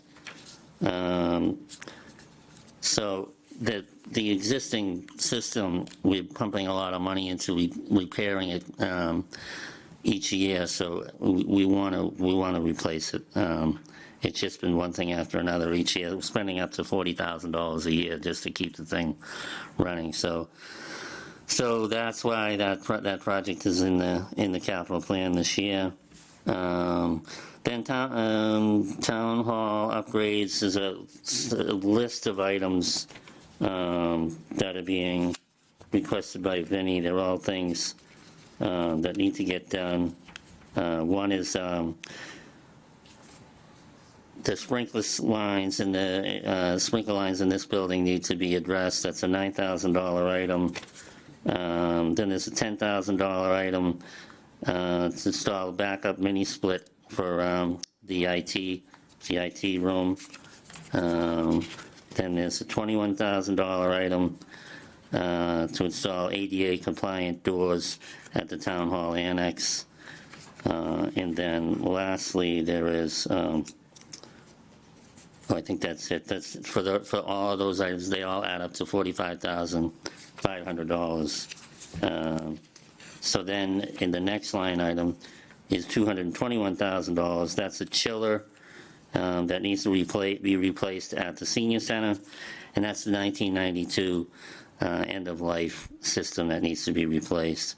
And then the pickleball court upgrades, $35,000 for that. This is to put in some sound barriers and some berm to help dampen noise from pickleball courts. That's finishing up that project that's been going on for the last year and a half or so. And then $200,000 to do parking lot work down at Livingston. It was originally scoped at about $150,000, but with the bid was a while back, and now that with the price of oil and gas, that's going to have an impact on a project like this. So we put $200,000 in for that project. So that's the main capital item. And does anyone have any questions on that? I just went through that whole thing kind of fast. I just got one quick question. We were talking before about putting bathrooms down Livingston Street. Where is that? And So we have the money for that. We appropriated it at the last town meeting, and I'm working with Vinnie to try to get that project going right now. so we'll have, a lot of times we do projects like that, and then costs accelerate or things like that. I don't know the answer to that yet, but I'm hoping no, but let's see, but we'll get, that one's moving But that's forward. already scheduled under a different. It's on a, yeah, Okay, yeah. that's fine. Article 15 is $227,000, and this is a school article, $27,800 for critical incident mapping software. And that, I think that was working in conjunction with the police department and the school department to get that software installed. And then there are two projects that Dave sent me over. One is a $50,000 projector project, and then $150,000 to replace the iPads. So it's a total of $200,000 for that school article. Whoops, isn't it? Hold on. Okay. So then the next one is $1.28 million of sewer enterprise funds, and that's Article 16. And the $250,000 for II work, and II work is inflow and infiltration. And now that's taking water out of the wastewater system that gets in there, particularly specifically during rainstorms and things like that. It infiltrates and gets in, and manhole covers that aren't properly sealed and things like that. So that's the. Mr. Mitic, I don't mean to cut you off, but I forgot to invite the moderator up if you could. No, I just wanted to point Yeah. out the screen's no longer. I got it. I got it. Yeah. But Thanks, Justin. Can you come join us up here in case you have any questions? I apologize. I meant to invite you up when we're doing the articles. Thank you for joining us. Oh, it's probably because I put the paper over it.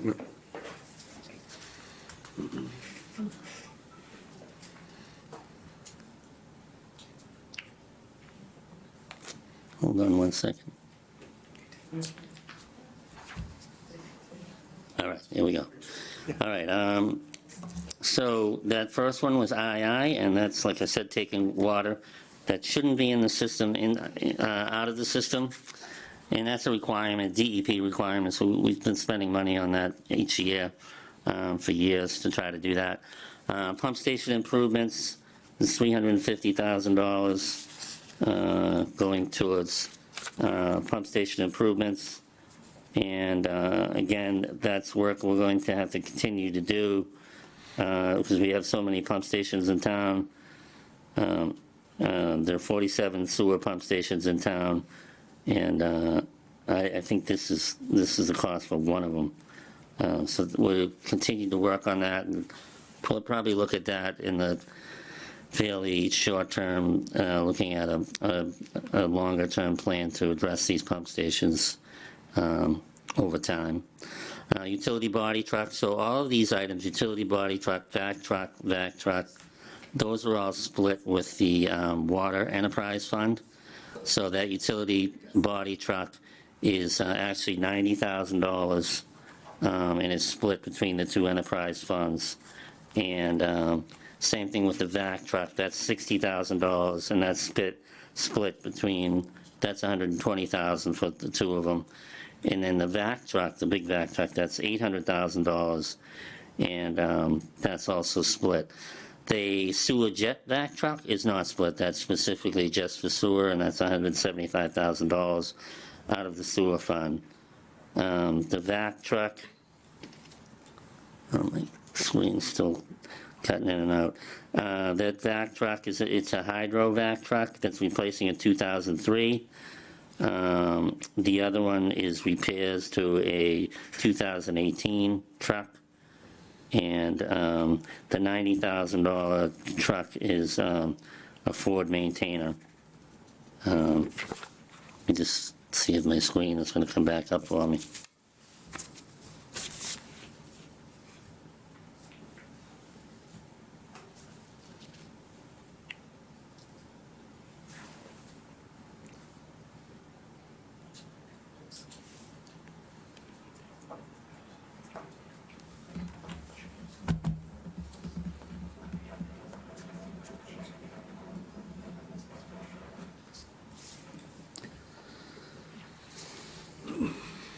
Sorry. Oh, here we go. All right, right, we're back in business. Okay, so Article 17. $855,000 for the Water Enterprise Fund. And again, I went over the last three items on this already, the utility body truck, the vac truck, and the other vac truck. And those are split between the two. And then the water treatment plant improvements, that's $200,000 improvements to the plant. And then $150,000 for the hydrant replacement program. And that, again, that's something we do every year to replace hydrants. And I think our guys do the actual replacement, but the money's mostly to buy the actual material of the hydrants themselves. There we go. Okay, Article 18, $700,000 for drainage improvements and upgrades. So includes the replacement of the Upper Pinnacle Street culvert and improvements to the drainage system in Florence Avenue. So that $700,000 is going primarily towards that project.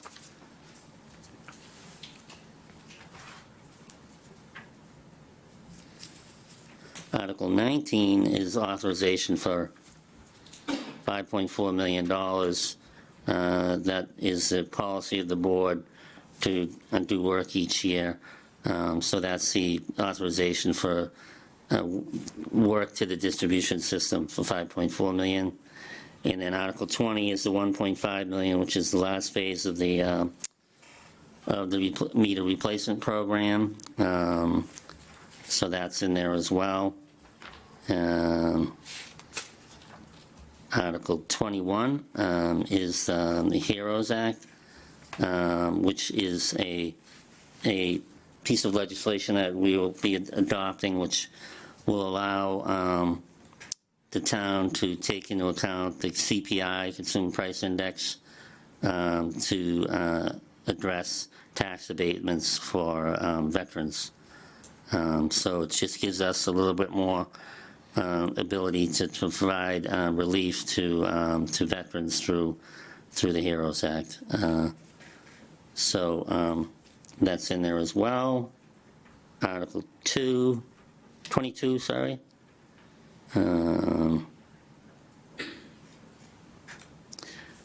Appropriate money to survey, design, and undertake repairs to roads and bridges.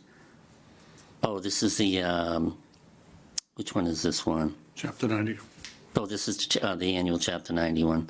I'm not used to this. We didn't do this in my other community, but. Through you, Mr. Chair, I thought the Municipal Modernization Act no longer requires town meeting approval for Chapter. I probably wouldn't disagree with you that it doesn't need to go before town meeting, but I just continued to practice it. Okay. Yeah. But I'll ask town council, because it is, I thought the same thing when I first got here. Like, I didn't understand why it was going before town meeting. That was under Governor Baker's bill. Yeah. That Chapter 90 no longer needs to go in front of town meeting. Yeah. All right, yeah, yeah. Well, that would, then now we could take it out of not only the consent article, but take it out altogether. Article 23, I would defer to the moderator who is here. If you want to talk about this article, Sure. The floor is yours. Yeah, thank you. Yeah, Dustin Weir, 426 Chandler Street. This was my last official town meeting before I was up for re-election, so I'm currently up for re-election. And then in part of coming back and asking for the town's vote, I decided I wanted to submit this article that would hopefully streamline the process a little bit better. There is a procedure in our ruling document, which is the town meeting time, called indefinite postponement. And having watched it in action for the last 4 years as moderator, I failed to find the usefulness of it.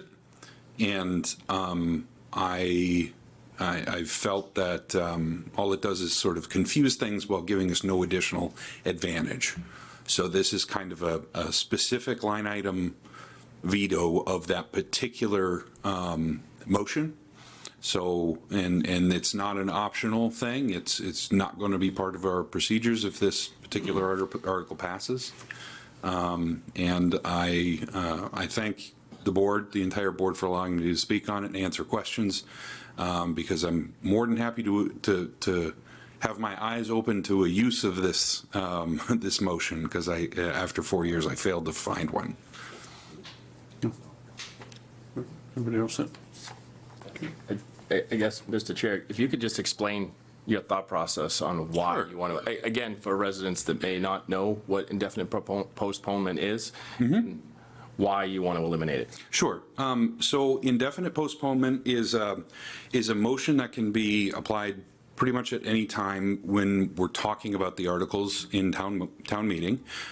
Somebody can stand up and say, I move to indefinitely postpone this article. And what it does is if the motion for indefinite postponement passes, it essentially kills the article, right, in all effects. And so instead of going through the process of debating a particular article, and if you're in support of adopting this article, you vote yes, and if you're against an article, you vote no, it interrupts that process to immediately move to a vote. And if you're, I'm going to try and speak plainly, it inverts the yeses and nos, right? So if you want to pass something, you have to vote no on the indefinite postponement. And in looking at that, a motion for indefinite postponement passes if it's 50-50, right? Not all articles require 50-50, but that's the minimum. So we could interrupt the process, vote on something 50-50, spend the time to do the indefinite postponement, have that fail, but then have the article go up for, say, a 2/3 vote or a 9/10 vote, and then ultimately fail anyway. So for those reasons, it interrupts the process. Because it inverts the yeses and nos, I feel like it confuses people. There is no functional advantage within the town meeting, the general population town meeting context, I believe. If you were in a representative town meeting or a board such as this, there is a sort of a political use for it. And that is, let's say, we're going to come up with $100 million to build a children's cancer hospital. Nobody wants to be on record actually voting against that, but $100 million we might just not have. So this is a way to sort of defeat an article without having that technically on your voting record. But because we're in the town meeting context, nobody who comes to town meeting with the ability to vote is elected to that position. We all get the right because we're voters of the town. So I think that whole purpose, that potential reason to justify maintaining this motion is also, kind of pointless. So I've been looking around and kind of whispering to people and wondering if there is a real legitimate, in our context of a town meeting, reason to maintain this, and I failed to find one after 4 years. Thank you. Thanks, Justin. Thank you. Thank you. We'll move on to the next article. Thank you. All right, you ready to move on? Wait for this to, so Article 24,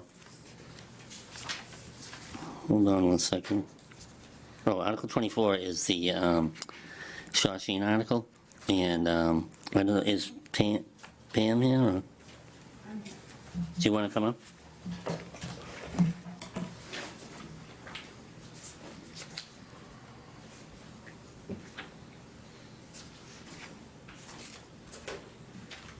Good evening. Good evening. Unfortunately, the superintendent is at the Bedford Town Meeting tonight, so I drew the short straw. Okay. So I'm here with you. So could you give me a name, and we know who you Oh, are, okay. just for the record? I am Patricia Muse. I'm the chair of the Shawshene Regional School. I live at 551 South Street. Thank you. And I will give you these little sheets.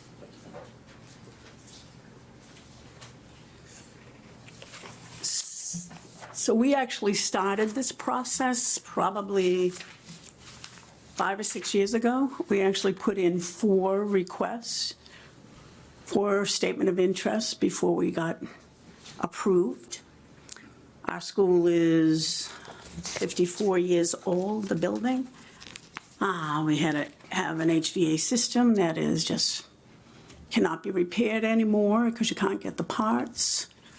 We don't have sprinklers in our, we have sprinklers in very few places in our school, only in shops. None of the classrooms or anything have sprinklers. I mean, if you walked in, the school looks pristine. I mean, it looks great. But it's, as with every school, it's hidden in the walls. We had a wall collapse a few years ago in the back of our school, which we had to rebuild. And it's just costing us more and more money to keep this working. So therefore, we did do the statement of interest, and everything that that gentleman mentioned, you know, they came in, MSBA came in, checked the whole building, you know, and then did put us on to start the process, which is, this part is the feasibility study. We have to do a feasibility study. That's required by MSBA. And as he said, it's anywhere between $1 million and $2 million. Well, it's, so we figured it's $1.5 million. And we split it up by each town, you know, by the number of students they have.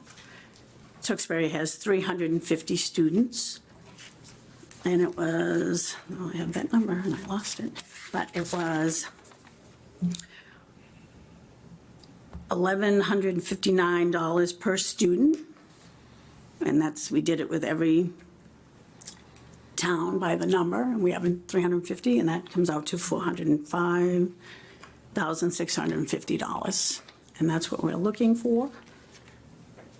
And we're hoping, you know, after all these years, we have had so many kids from Tewksbury go to the tech, and they're doing great. Other kids are still doing great. The school's great. And, you know, and some of the reasons are, of course, it is overcrowded. I think now we have about 1,300 students. It was built for 1,000. We have actually changed classrooms. Like if a certain class only has so many kids, we've maybe cut that classroom in half or made a bigger, you know, another classroom. And again, the infrastructure needs to be upgraded, and the cost of maintaining it, continues to increase. So we're spending a lot of money, and we want to stop spending money in case we can get some. I'm not saying, we don't know if we're going to request a new building or we're going to request additions or whatever the feasibility study shows us. And we'll look at the numbers, and then we'll decide what exactly we think the towns can handle. So I don't know, do you have any questions? I have 3, Mr. Chair. Do you have, as part of your statement of interest, do you have a rough number that you're, for a new school versus what you think for renovations? I was just thinking that back there. This is something the superintendent probably could tell you, but I know last, I think, school that, a regional school was probably $250 million. They're very expensive. Mm-hmm. They are very expensive to totally rebuild. Sure. You know, and we would lose the pool. See, and that's why, you know, so that's why there's a lot of decisions to make. Okay. And then lastly, if, you know, just understanding the population, right, built for 1,000, is there a reason that you're allowing 1,300? Because there are so many kids on the waiting list. Okay. So we've been trying to accommodate more kids. Okay. And it's worked out. Okay. You know? All right. Thank you. Okay. Mr. Chair. Thank you, Mr. Chair. So, yeah, just because going through the facility study committee for Tewksbury Right. recently, and working with JCJ and understanding some of the other projects that were happening in the state and trying to compare, you know, what could Tewksbury tolerate versus some Right. other schools, and just trying to get comparisons. For a new technical high school, again, that's not what Tewksbury has in its Right. particular town.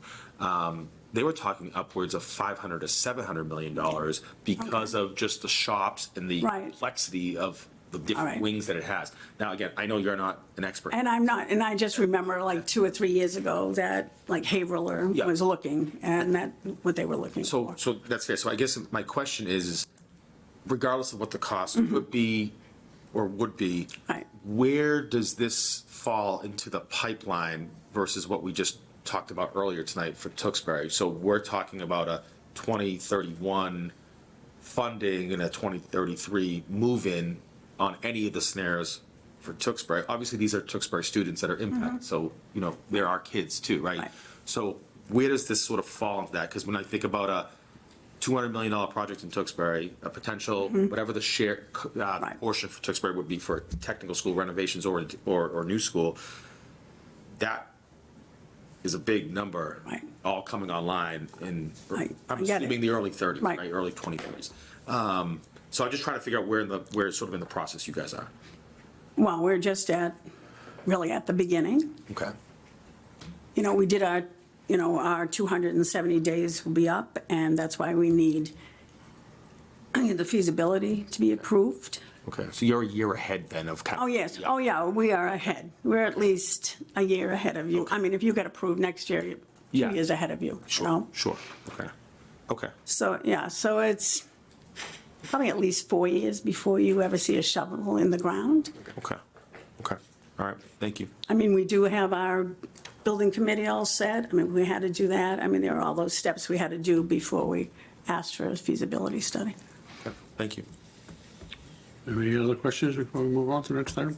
The town manager? Yeah, so the cost of the building, you think is $240 million based on projects in what, Haverhill or? Yeah, I mean, a few years ago that they were looking for, but Okay, so we just had a presentation done here. We haven't done a feasibility study yet. We did, I guess, what you call a preliminary study.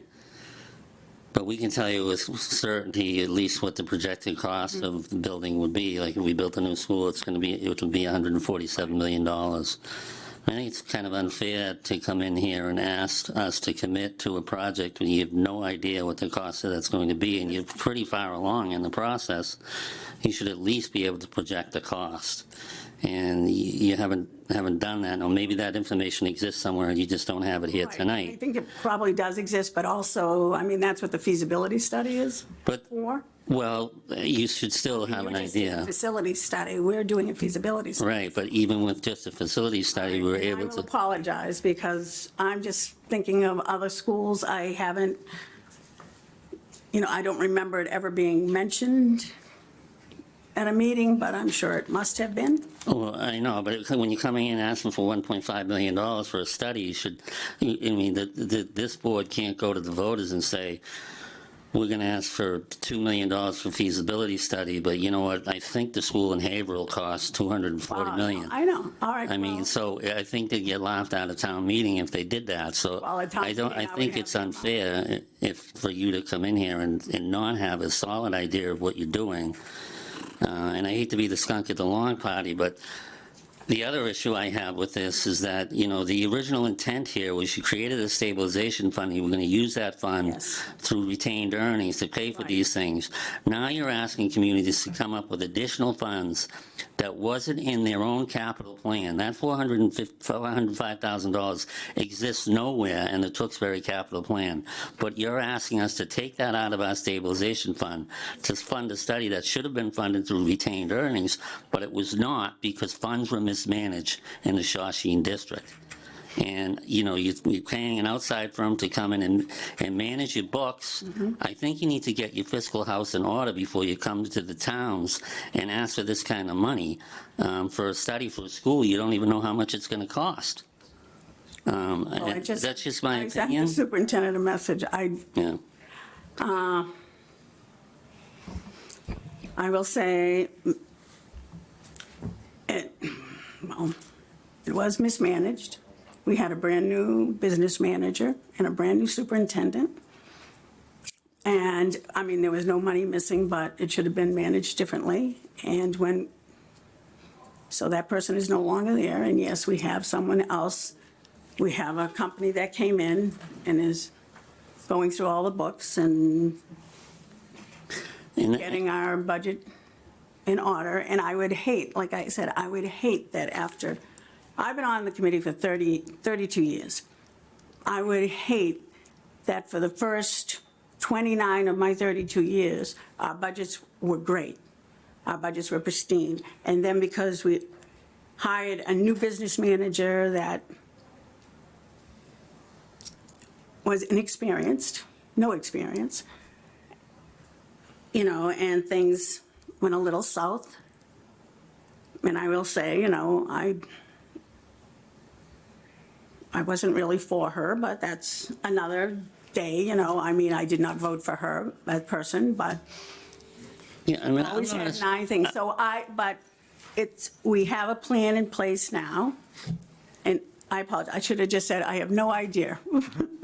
Well, and I'm not asking you, you're not asking you to explain. I'm happy to see that the issue's being addressed. Right. And, things happen, and it wasn't the worst episode because you ended up with no money. You didn't end up with a deficit, but you ended up with nothing for retained earnings. So it could have been a lot worse, and you addressed it. You addressed it, maybe a little later than you should have, but it got addressed. But my point is, maybe this isn't the time to be embarking on a feasibility study. Maybe you need to get that house in order before you come forward with looking for this money, especially when every one of these 5 communities is strapped as it is, and you're asking us to take money, unplanned funds, out of accounts for a purpose we didn't anticipate. And I just think that's unreasonable. Well, I'm not sure you didn't anticipate something, because you knew that, everybody knew we were accepted by the MSBA. That's true, but what we were told by Shawsheen was that money was going to come out of retained earnings, and it wasn't going to be an expense to the communities. And now you're saying that it is, and now we have to adjust for that, and that's a big expense. It's $500,000.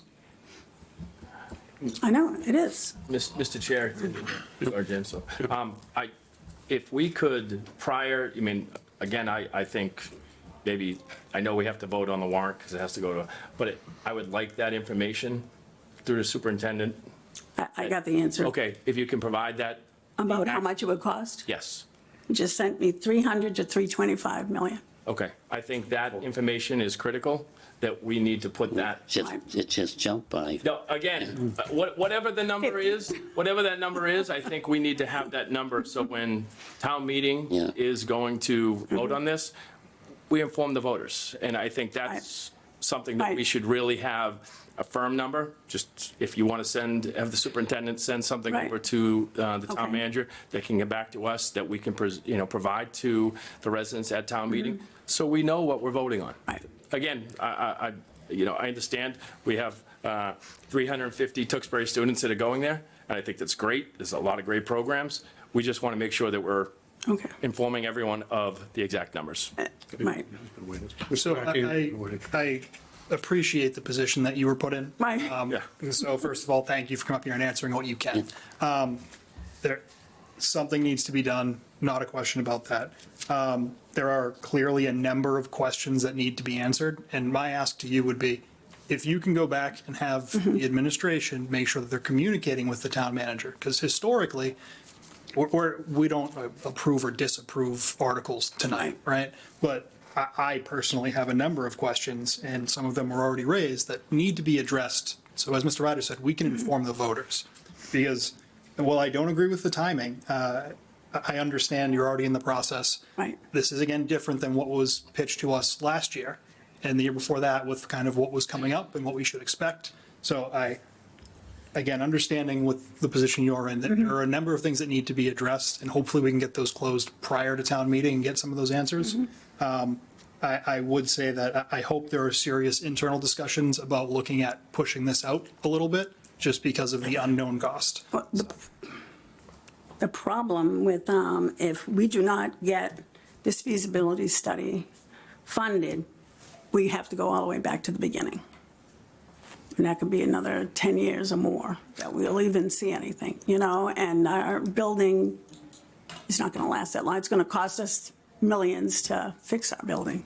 No, I completely understand that, and again, with the $405,000 that's being asked for this feasibility study, I'm not necessarily opposed to that, because it's a cost that's going to happen either Right. now or 10 years from now. Right. I'm not as happy that it's coming up right now, and there hasn't been a presentation, but there hasn't been more engagement to the board. Normally, when something like this is happening, there's, you know, multiple times coming in, discussions, presentations. Again, we were aware that something was going Right. on, but. Well, it was kind of a- actually, I thought we were going to get invited earlier, because I do remember when it came up at one other meeting, it said, well, we want to speak to the school committee. Well, we never got the invite. And actually, the invite for tonight showed up at the superintendent's office at 4:15 this evening.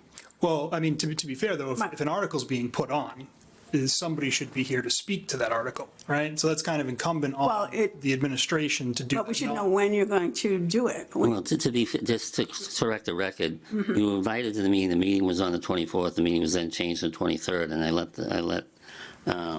the superintendent know that the meeting was changed, but he originally told me he couldn't make it, and I think you were Well, coming. because the 24th, right, I was going to go anyway, but the 24th is our meeting. So that was the Right. other issue about the 24th. No, absolutely understood, Because but again, ours are Tuesdays, you know. this is a longer process, right? It wasn't just you guys have been in this pipeline for how long now? A number of years? 200, well, we started probably 5 years ago, 4 or 5 years ago. As it got closer, I would have liked to see a little more engagement, and hopefully, Well, if this does go through again, this is not at you, this is well, the superintendent does meet with the business, with Town managers. town managers, and does tell them what's going on, I assume. I mean, Yeah, there's usually more presentation to the board, though, on some of these things, right? Especially when we get to town meeting warrant items. That's, I personally am not ever in fan of So- something coming up first time when it's going on the warrant. I will tell you, we don't do many warrant articles. So were we supposed to reach out to you and say, listen, we're doing, because we, you know, we reached out to the town manager, but I didn't know we should reach out to you. We haven't done a town meeting article, I mean, a warrant article, except for the actual budget. Well, the request Probably for years. 405,000, right? So which was, as the town manager said, not in our current financial model. So that is a significant delta that needs to be addressed. So again, I don't want to rehash that, because this needs to happen. I'm hopeful that moving forward, we can get that information and we can have Okay. a lot more engagement. Because again, if there's going to be a $100 million plus ask coming for the town of Tewksbury, as Mr. Russo said earlier, we already have schools in the pipe, and it's not, we have to manage that and how that's put on the residents to address it properly. Right. So, thank you. Mr. Holland, do you have anything? Almost. Hey, the only thing is, I honestly don't think you should even be in this predicament right here. I appreciate you coming up and speaking on it, but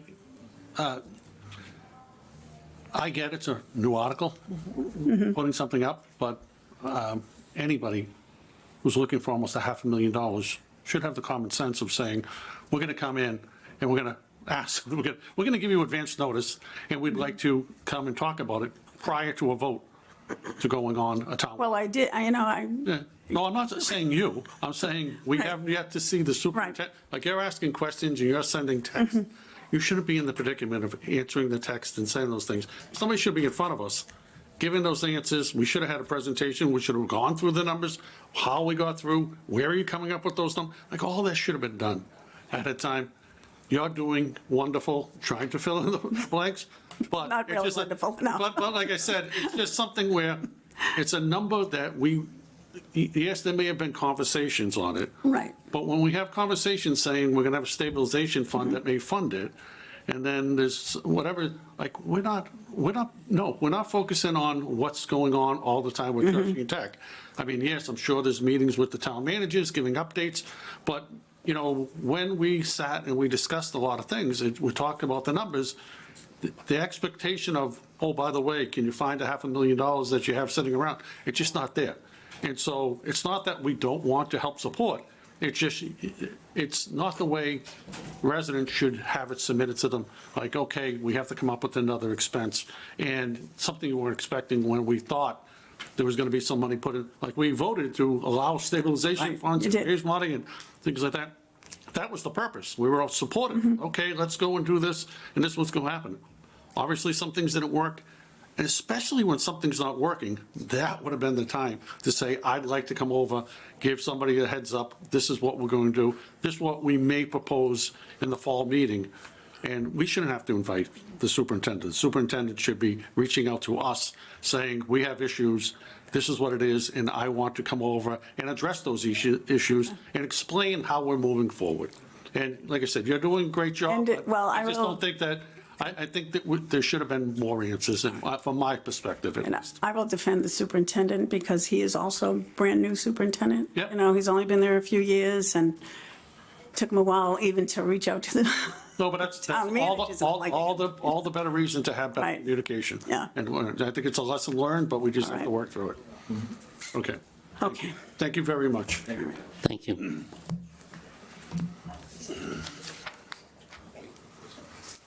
All right. Mr. Cameron, do you want to go on to the next article, please? Yep. In for my, hold on, my thing is still churning away. Here it is. So that next article, which you don't have to do, is the petitioner's article for an easement, Paradise Place condominium. So there's nothing the board needs to act on. And then moving on to the special town meeting. There are 7 articles on the special. The first one is, Article 1 is a budget amendment.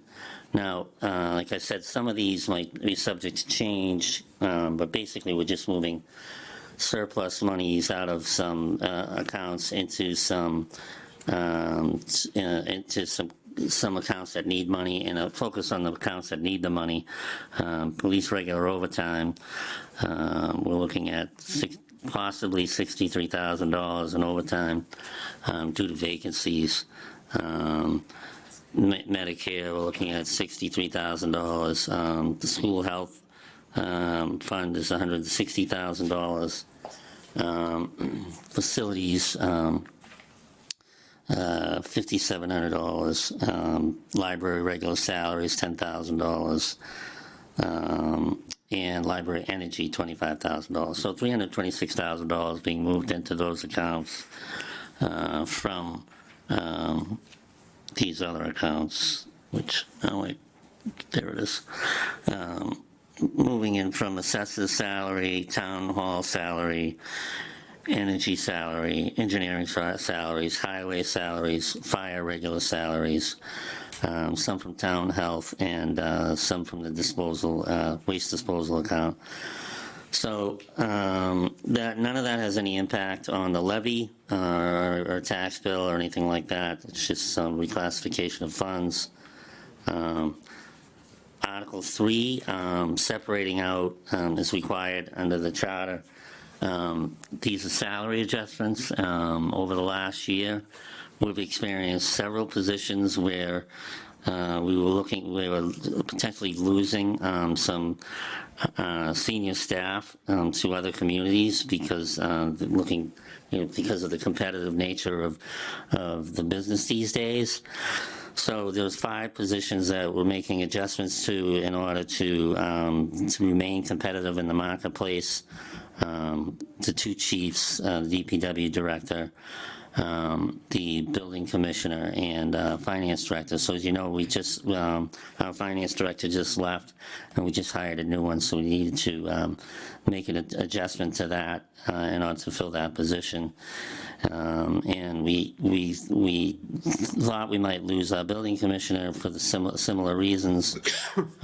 So we've adjusted those 5 areas to remain competitive in the marketplace. And underneath the actual budget amendment, you can see the salary schedule that's being adjusted. So the public works director and the finance director are being adjusted, and then the building commissioner is being added to a different grade, and the fire chief's grade is being adjusted as well. So that covers that transfer. And then Article 4 is, again, this is subject to change, basically, after today. I don't know what Kevin had out on the street this morning, but hopefully it was all in regular hours, but we'll see. But right now, our snow and ice deficit is going to be $1.59 million. And so we always put aside roughly $600,000 for free cash. So most of that was available. Some of that we had to take for prior year accounts. So $590,000 from free cash, and then an additional $1 million from stabilization. So that's the unusual piece. The $590 is something you've probably seen before. Last year it was similar to that number. But we always set aside that amount, and most times that's enough to cover us, but this year it wasn't even close. We haven't seen this kind of snow since 2015. So that is that article. Excuse me. Thank you. And then Article 5, prior year accounts, mostly DPW, and some police is one in police.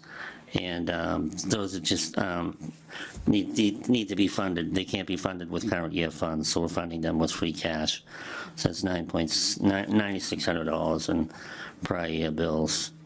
And then Article 6, we're taking money from our stabilization fund, actually our retained earnings fund for wastewater sewer enterprise, $196,000, because our assessment for the Lowell sewer was higher than anticipated. And that had to do with the fact that they have taken a lot of II out of their system, so their volume was way down. Our volume was down as well. Our volume was down 10%, but their volume was down 20%. So the math is that our assessment ended up being higher this year than we had anticipated. So we're taking 196 out of that fund to pay for that. Now we have $4 million in stabilization and roughly $4 million in retained earnings. So we're in good shape. So it's not a big deal to take that money. And then the following year, when we set the rates, the true amount will be captured in the rates. So not worried about that. It's not great news, but we're going to sit down with Lowell and figure out what the trend is going forward, because we think that our Lowell sewer assessment is going to remain higher because of these II reasons and some other reasons. And then the last article, Article 7, is taking money from our PFAS settlement to pay for turnout gear, which is $300,000 from the fire department, and cancer screening is $63,000 for the fire department, for a total of $363,000. So the turnout gear is actually made out of, has PFAS in them, the old turnout gear. So we're actually replacing the old turnout gear with new turnout gear to eliminate that PFAS issue. So those funds are actually being applied in a way that they're intended. And then cancer screening as well, I think, is also a great thing for the fire department. So it's a one-time cancer screening being offered to all firefighters. So that'll come out of that fund as well. And that's it, Mr. Chairman. This time I'm going to open it up to the board. Do we have any- Thank you. Okay. All right, I guess to vote on adoption of each article at this, or is we waiting to? I would ask that you vote on them all and give me, and if the board wants to, the latitude to that budget amendment, if they to tweak the numbers a little bit on that, allow me to do that before we print the warrant. Okay. All right. You wanna take one? Well, I think a couple of them, we have to, Okay. I think we could take maybe a bulk of them together, if someone wants to do that, but I think we, I'll do that, Mr. Chairman. okay, go ahead. I'll make a motion to recommend adoption for Articles 2, 3, 4, 5, 6, 7, 8, 9, 10, 11, 12, 14, not 13, 15, 18, 19, 20, and 21.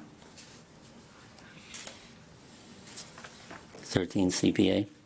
The reason I eliminated 13 was because CPA hasn't met, and I need to Yes. make sure that they have an opinion on the matter. That's why I left 13 out. So it's going to be 2 through 21, eliminating 13, and eliminating 22, 23, 24, 25, and 26.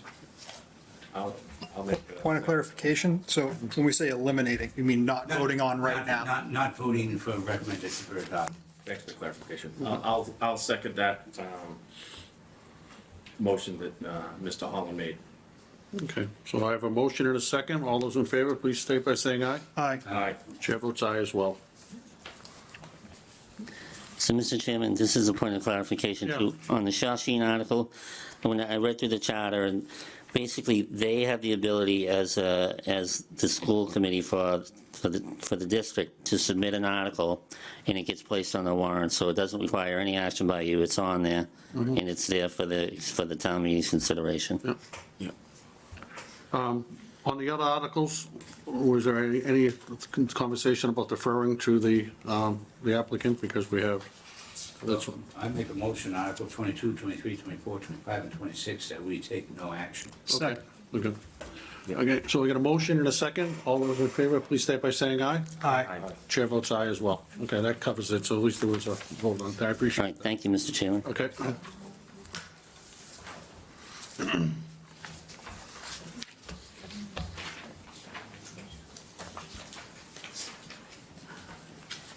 Okay, next item on our agenda is the Trahan School Amendment to Option to Lease.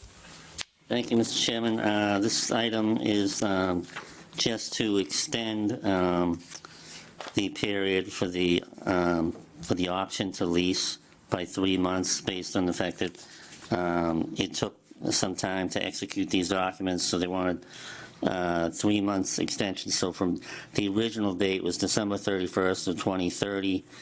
It would now be April 30th of 2031.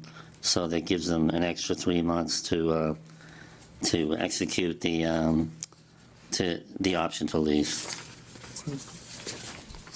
I didn't see any significant difference or change in doing that. So if the board's okay with that, I'd recommend that you move ahead with it. Right, we'll open up to the board. Just, and I'm sorry, the rationale for that was, Well, they felt like they lost 3 months okay. because they haven't been able to move forward, so they wanted to pick up the 3 months on the other end. Right, go ahead. I have no personal interest in this. They're getting north of $4 million from us, and they're taking our land for 100 years. If they need an extra 3 months, that's more than 4 years out. Is this the right partner? So I still have concerns about the partner and how this has been executed, but I don't see a need to give them an extra 3 months when we're talking over 4 years out. That's just my personal opinion. Okay. Do I have any questions? Right, do I have any motions on this matter? I had one question. Yep. Did town council review this? There's nothing, the only thing that's changing on this? It's just this, yeah. Yeah. Okay. Right. I'll listen to any motions on the matter. Yeah, I will, again, I think we're this far into it. I think it's a great project. I'll make a motion to move to approve the amendment to the option to lease agreement for the Trahan School project.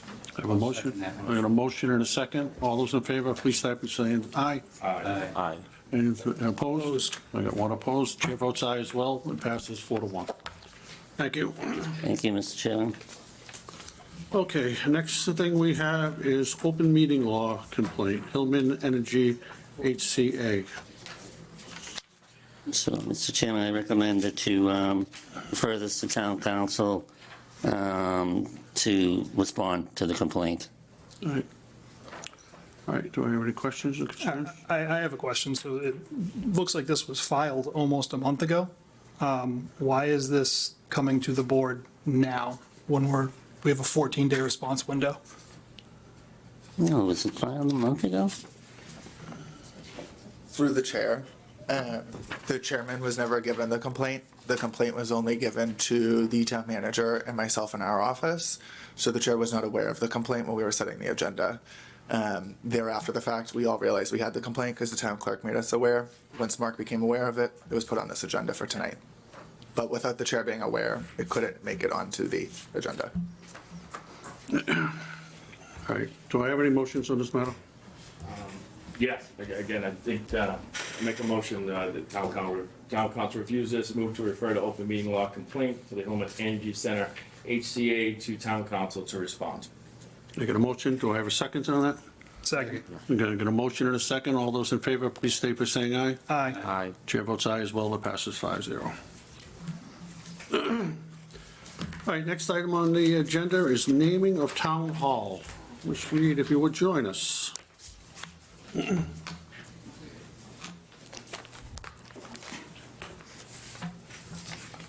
you doing, Nancy? If you would give your name and position for the record.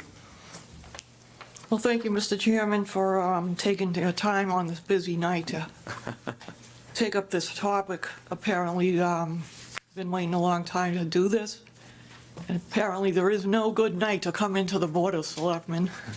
But I'm here. Everyone's having a wonderful time. I know, it's wonderful.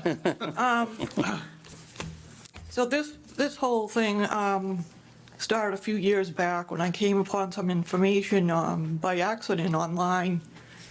And it was talked about then to change the name to Memorial Town Hall.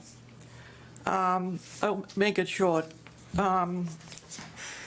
When the town hall was built in 1919, it was during the end of World War I, and it was consciously built as a community space and social and governmental civic spot to serve the soldiers coming back from the war. And the architect designed it that way, and it was submitted and used in two publications at the time that were national. And one was from out of New York, and that was the War Camp Community Services. And that was a 12-volume set of instructions on basically how you go about building one of these types of buildings, ranging, for different town sizes and styles and whatnot. Probably at least a half a dozen examples, and Tewksbury's Town Hall is in that booklet. The whole front and the floor plans up and downstairs with a good narrative. So that was one part of it, and then the next part was that it was covered in the architectural record, which is actually still today is published out of Michigan, and another architect submitted our plan as well with another group, and did quite a thoughtful article about the reasoning and the whole philosophy behind building these buildings as memorials to World War I. And so nobody had this information in the town. We didn't have it in our archives at the society, and it was kind of new to the town at the time. So I had done a presentation a while back, and this is kind of closing the circle on that, I hope. We did have some discussion about changing the name back then. And this seemed like a good time to do it where we're having the 250th anniversary of the country, because a lot of the ideals that were fought for in World War I were the original ideals of when we established the country and declared our independence from Britain. And so we thought the timing would be great to come in now, well ahead of Memorial Day. And I'm proud to be here tonight. I know there's several veterans here tonight. I also have some signatures from some veterans. If you want to put those on the record, that'll be great. Again, trying to be quick. I know, I don't want to take up your time. Again, We're not I appreciate rushing it you. very much. So we appreciate your work. This is what it's about. I mean, we're here and just listening to everything going on. This is what these people fight for. The ability for us to elect you guys, elect people. We can come down, we can complain, or we can say, good job. 99% of the time, good job. Every now and then, something goes wrong. I digress. I don't know if anyone has any questions or comments or anything. I'm going to open it up to the board. So do you have any questions? No, I think this is fascinating. I appreciate, some of the history here that you presented, and so I have no questions. I guess maybe just a point of clarification. I know you said you had some signatures. I'm assuming all that's been vetted up by the town clerk, and at this point. Those are just unofficial type of signatures. They did put their address and everything. Okay. It was spontaneous. They asked me, and I said, all right, here. Yeah. Mr. Chairman? Yep. So I did look up the public property naming policy. And it's a little bit cumbersome, but there is, at the end, a provision that the policy is meant to serve as a guide to those persons seeking to name public property, nothing herein shall be construed so as to limit the board's authority to use its discretion based on the facts and circumstances surrounding a particular issue. The policy may be amended or rescinded by the board by a majority vote. So what I've seen in the past, years ago, we would temporarily suspend a policy, and then you could do what you needed to do, and then make a motion to put the policy back in place. So I think that's kind of where you were going, is what do we have to do? I would want to Yeah. make sure we're covering ourselves. Yeah. So that's how I would do it. Okay. Thank you. No, Nancy, thank you for everything you do. I think this is great. I'm full support again. Thank you. I don't know if a lot of people know what you do for the town, and thank you very much. And looking forward to this year's celebration. So thank you again for everything. Mr. Mackey, have any questions or concerns? No, Nancy, you do a great job. Appreciate everything you do. And normally I am against a tweak to a policy like this, but you've been talking about this for years and you've done great research, so I'm in favor of it. Thank you for the work. Thank you. Yes, thank you, Ms. Reed. I appreciate your work on this, and it's very interesting, you know. Yes. And I have no issues with it. I think it's a good idea. Thanks again. Right. At this time, would anybody like to make any motions on this? I'll make a motion to temporarily suspend the policy, Public. public property naming policy. Yeah. Yes. Second. So I got a motion and a second. All those in favor, please state by saying aye. Aye. Chair votes aye as well. Okay, and we have a, Yes, Motion. I will make a motion to, now that we've suspended the policy, make a motion that the select board adopt town hall to Tewksbury Memorial Town Hall. Second. I got a motion and a second. All those in favor, please state by saying aye. Aye. Chair votes aye as well. Does that cover your, what you're looking for? I am thrilled beyond words, and thank you very much. I do have something else. I don't know if you have like 5 seconds. which was the, Before we move on to something else, I think we have to make one last One vote. last one. Yeah. I make a motion to reinstate the public property naming policy. Yeah. Second. I got a motion and a second. All those in favor, please say an aye. Aye. So we got to get that done before you want to Good. rename something else. I will not do that. So we do have this year as our 250th anniversary of our country declaring independence. And so we are offering for the town a series of banners, and these were donated anonymously. Oops. That's a flag version, but it actually will be a banner. That's awesome. And those will be in every town building and school. That's great. I do have one question, Nancy. Thank you. If residents would like a banner, is there a possibility for residents to get banners? If obviously associated costs, but I think the residents would like to Okay. have those at their house. More than happy to, collect amounts of, people that want them and then arrange with the printer to have them made. Yeah. Great, thank you very much. I'd be happy to do that through the town. Okay? Thank you very much. That was it. Nancy, thank you so much for everything. Thank you. Thank you. Thank you very much.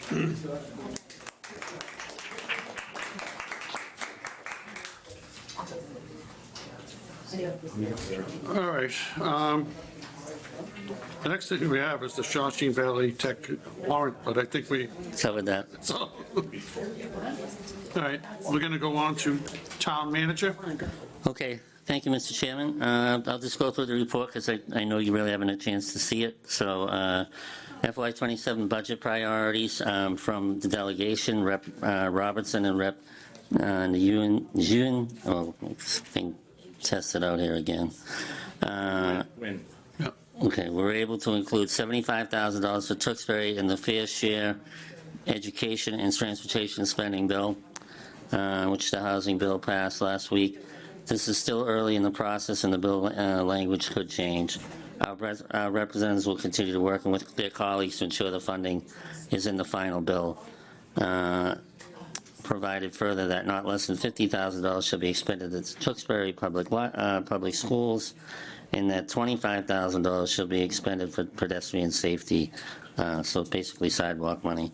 Drought, just a report on, hard to believe with all the snow we've had, but we actually declared a level 3 critical drought. So I just want to make people aware of that, even though it's hard to believe. Stormwater enterprise rate.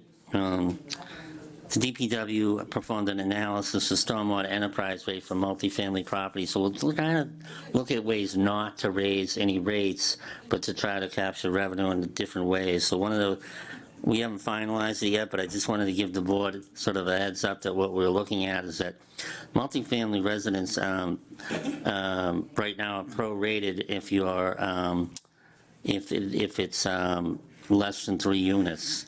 So we're looking at trying to capture that revenue. It is about 1,700 multifamily units. So we're looking at not prorating that. So that, I will keep the board up to date, but I just wanted to give you at least a heads up that that's something we were looking at. Town has submitted requests to federal representatives to receive federal earmarks for sidewalk improvements along North Street. We've applied for $1 million through Representative Moulton's office, and looking to do the same thing with the Senator's office.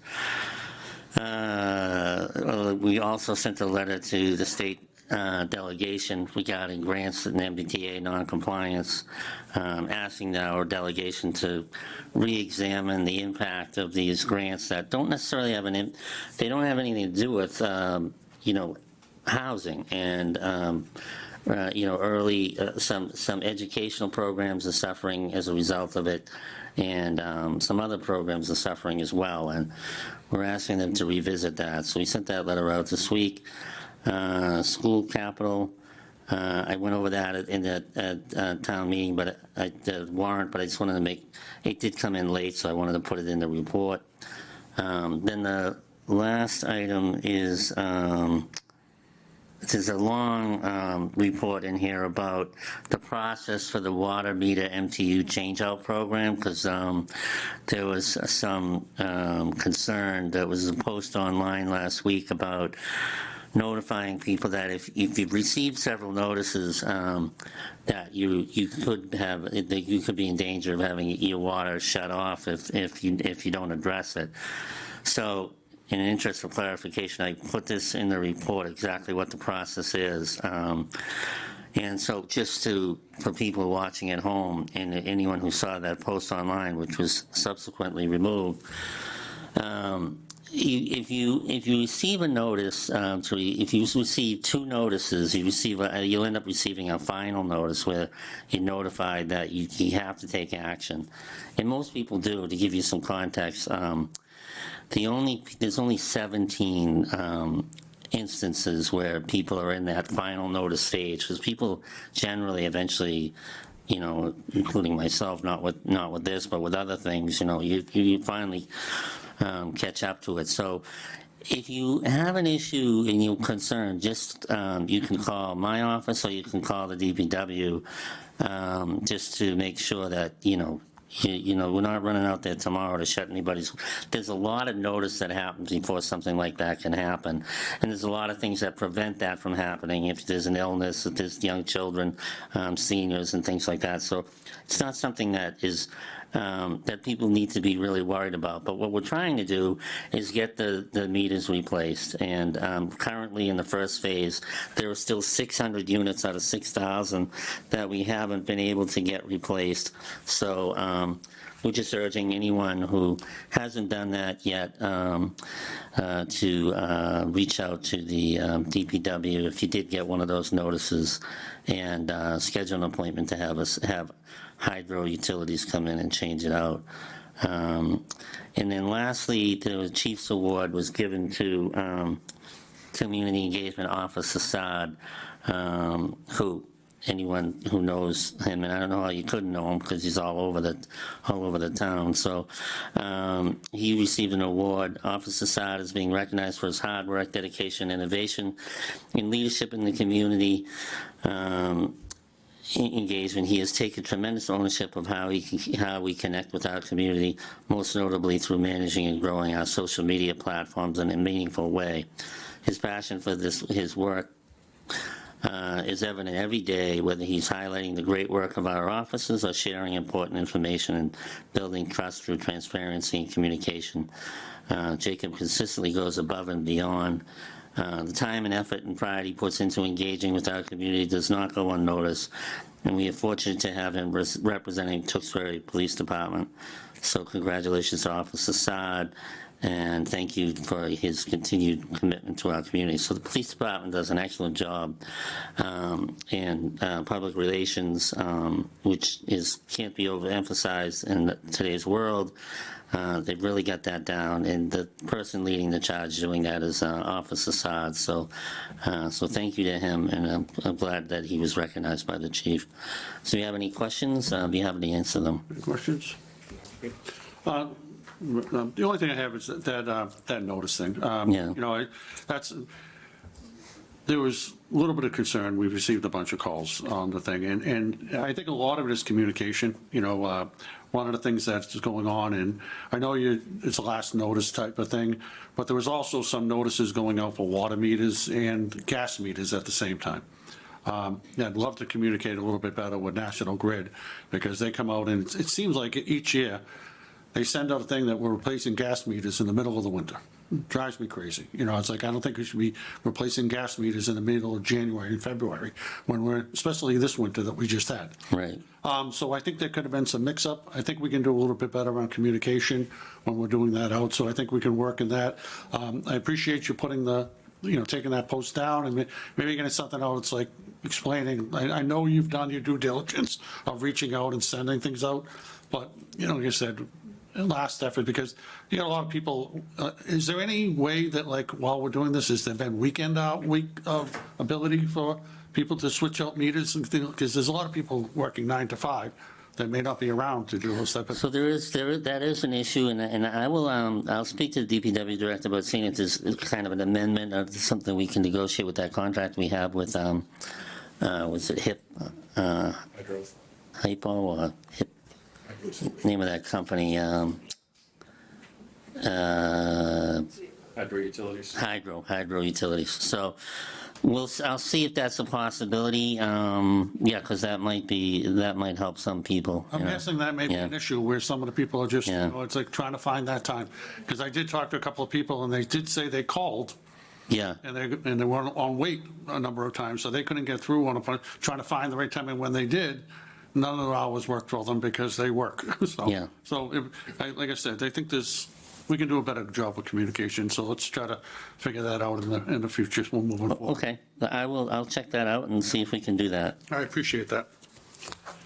All right, next thing we have is town council invoice. Okay. So, Mr. Chairman, we have town council services rendered from February 1st through February 15th. Total of $3,315 payable to Feely and Brown. Do I have any motions on this matter? Motion to approve town council invoice for February 1st through February 15th, 2026. I'll second that. You got a motion and a second. All those in favor, please state by saying aye. Aye. Chair votes aye as well. All right, now we get minutes. Okay, Mr. Chairman, these minutes, I had town council review them. He made some formative changes to it, but no substantive changes to it. And I also added in, there were a few people that attended some of these meetings that weren't mentioned in the beginning of some of these minutes. So that was added as well. So I think they're ready to go, but I'll leave it to you, Mr. I'll Chairman. leave it to the clerk. Yeah, I mean, I went through, comparison from the old ones, and then obviously Mr. Feely took a look to kind of fill in some of the blanks. So I'm comfortable with this at this point, so I will make a motion to approve and release the executive session minutes for May 20th, 2025, September 23rd, 2025, and October 21st, 2025. Point of order, at a minimum, there's at least one Scribner's error on here for the September 23rd, where it says that I seconded a motion that I then voted against, which is incorrect. My notes have Mr. Holland making that motion and Mr. Ryder seconding. On the first one, James? Yep, September 23rd, 2025. No, I'm sorry, there's two motions, though, you're on that. I'm sorry, so not the motion to enter. Yeah. Because that passed, so the second motion, the Tron School project. Yeah, and we have you saying nay. Yeah, so it has me seconding the motion. My notes have Mr. Ryder seconding that motion. Board Member Ryder seconded the motion. That's what I have. Yeah, That's what I So have. which one? You're looking at the old one? I'm looking at the ones in my packet. So there's two sets. There's the original. Oh, revised. And then there's a revised. Check, okay, I was looking at the incorrect ones. Thank you very much. I'll second that motion. James, do you have any other before I don't want to? No, I have no other comments. I still think they're a bit sparse, but I'm glad to see we've at least fixed the form issues. All right, I've got a motion and a second. Yep, all those in favor, please state by saying aye. Aye. And chair votes aye as well, that's 5-0. Okay, board member reports. Mr. Russo. Nothing to report at this point. Nothing at this moment. Mackey? Two things to report. So first, I was glad to hear the chair say tonight that he wants to see improved communication. I couldn't agree more. And I think that needs to be something that happens for the board as a whole. Personally, I don't like finding out about open meeting complaints in my packet. I don't like finding out that a meeting date was changed by the date being on the agenda. Traditionally, there is communication to the board if we're going to move a meeting. So I would make that same request that you made to the town manager, that we communicate more internally so that we're aware of what's going on. My second item is an update. So I've been investigating the Flock camera systems use in town and nationally. That is still ongoing, and I expect to have more information to share with the board in the coming weeks. Thank you. Mr. Holland? I only have one thing. It's been a pleasure working with you all since this is my last meeting. Yes. Yeah. getting paroled. Thanks again. It's been a pleasure working with you guys. It's been a pleasure. Thank you. Well, Mr. Holland, you're not going to be joining us on Wednesday? Oh, yeah, we'll be here. Okay, that's why I say. And then you- We're going to do this again. No, it's getting off that easy. Don't you also have, don't you also have an April 7th meeting before the election? Yeah, I didn't want to correct them too much. 'cause- Yeah. But I appreciate it. My thing is, we have an LRTA meeting this Thursday. We'll be discussing a number of things involved Tewksbury. They updated some of the new software on the buses and some of the new things for the ride that I think help a lot of the residents that are getting rides, that makes it a little bit easier to pick people up. And to Mr. Mackey's point, communications goes both ways, so I think we can all communicate better, and I hope the board would learn to communicate a little bit better. All right, at that, I'll take a motion to adjourn. Motion to adjourn. Second. I got a motion and a second. All those in favor, please state by saying aye. Aye. Chair votes, we are adjourned.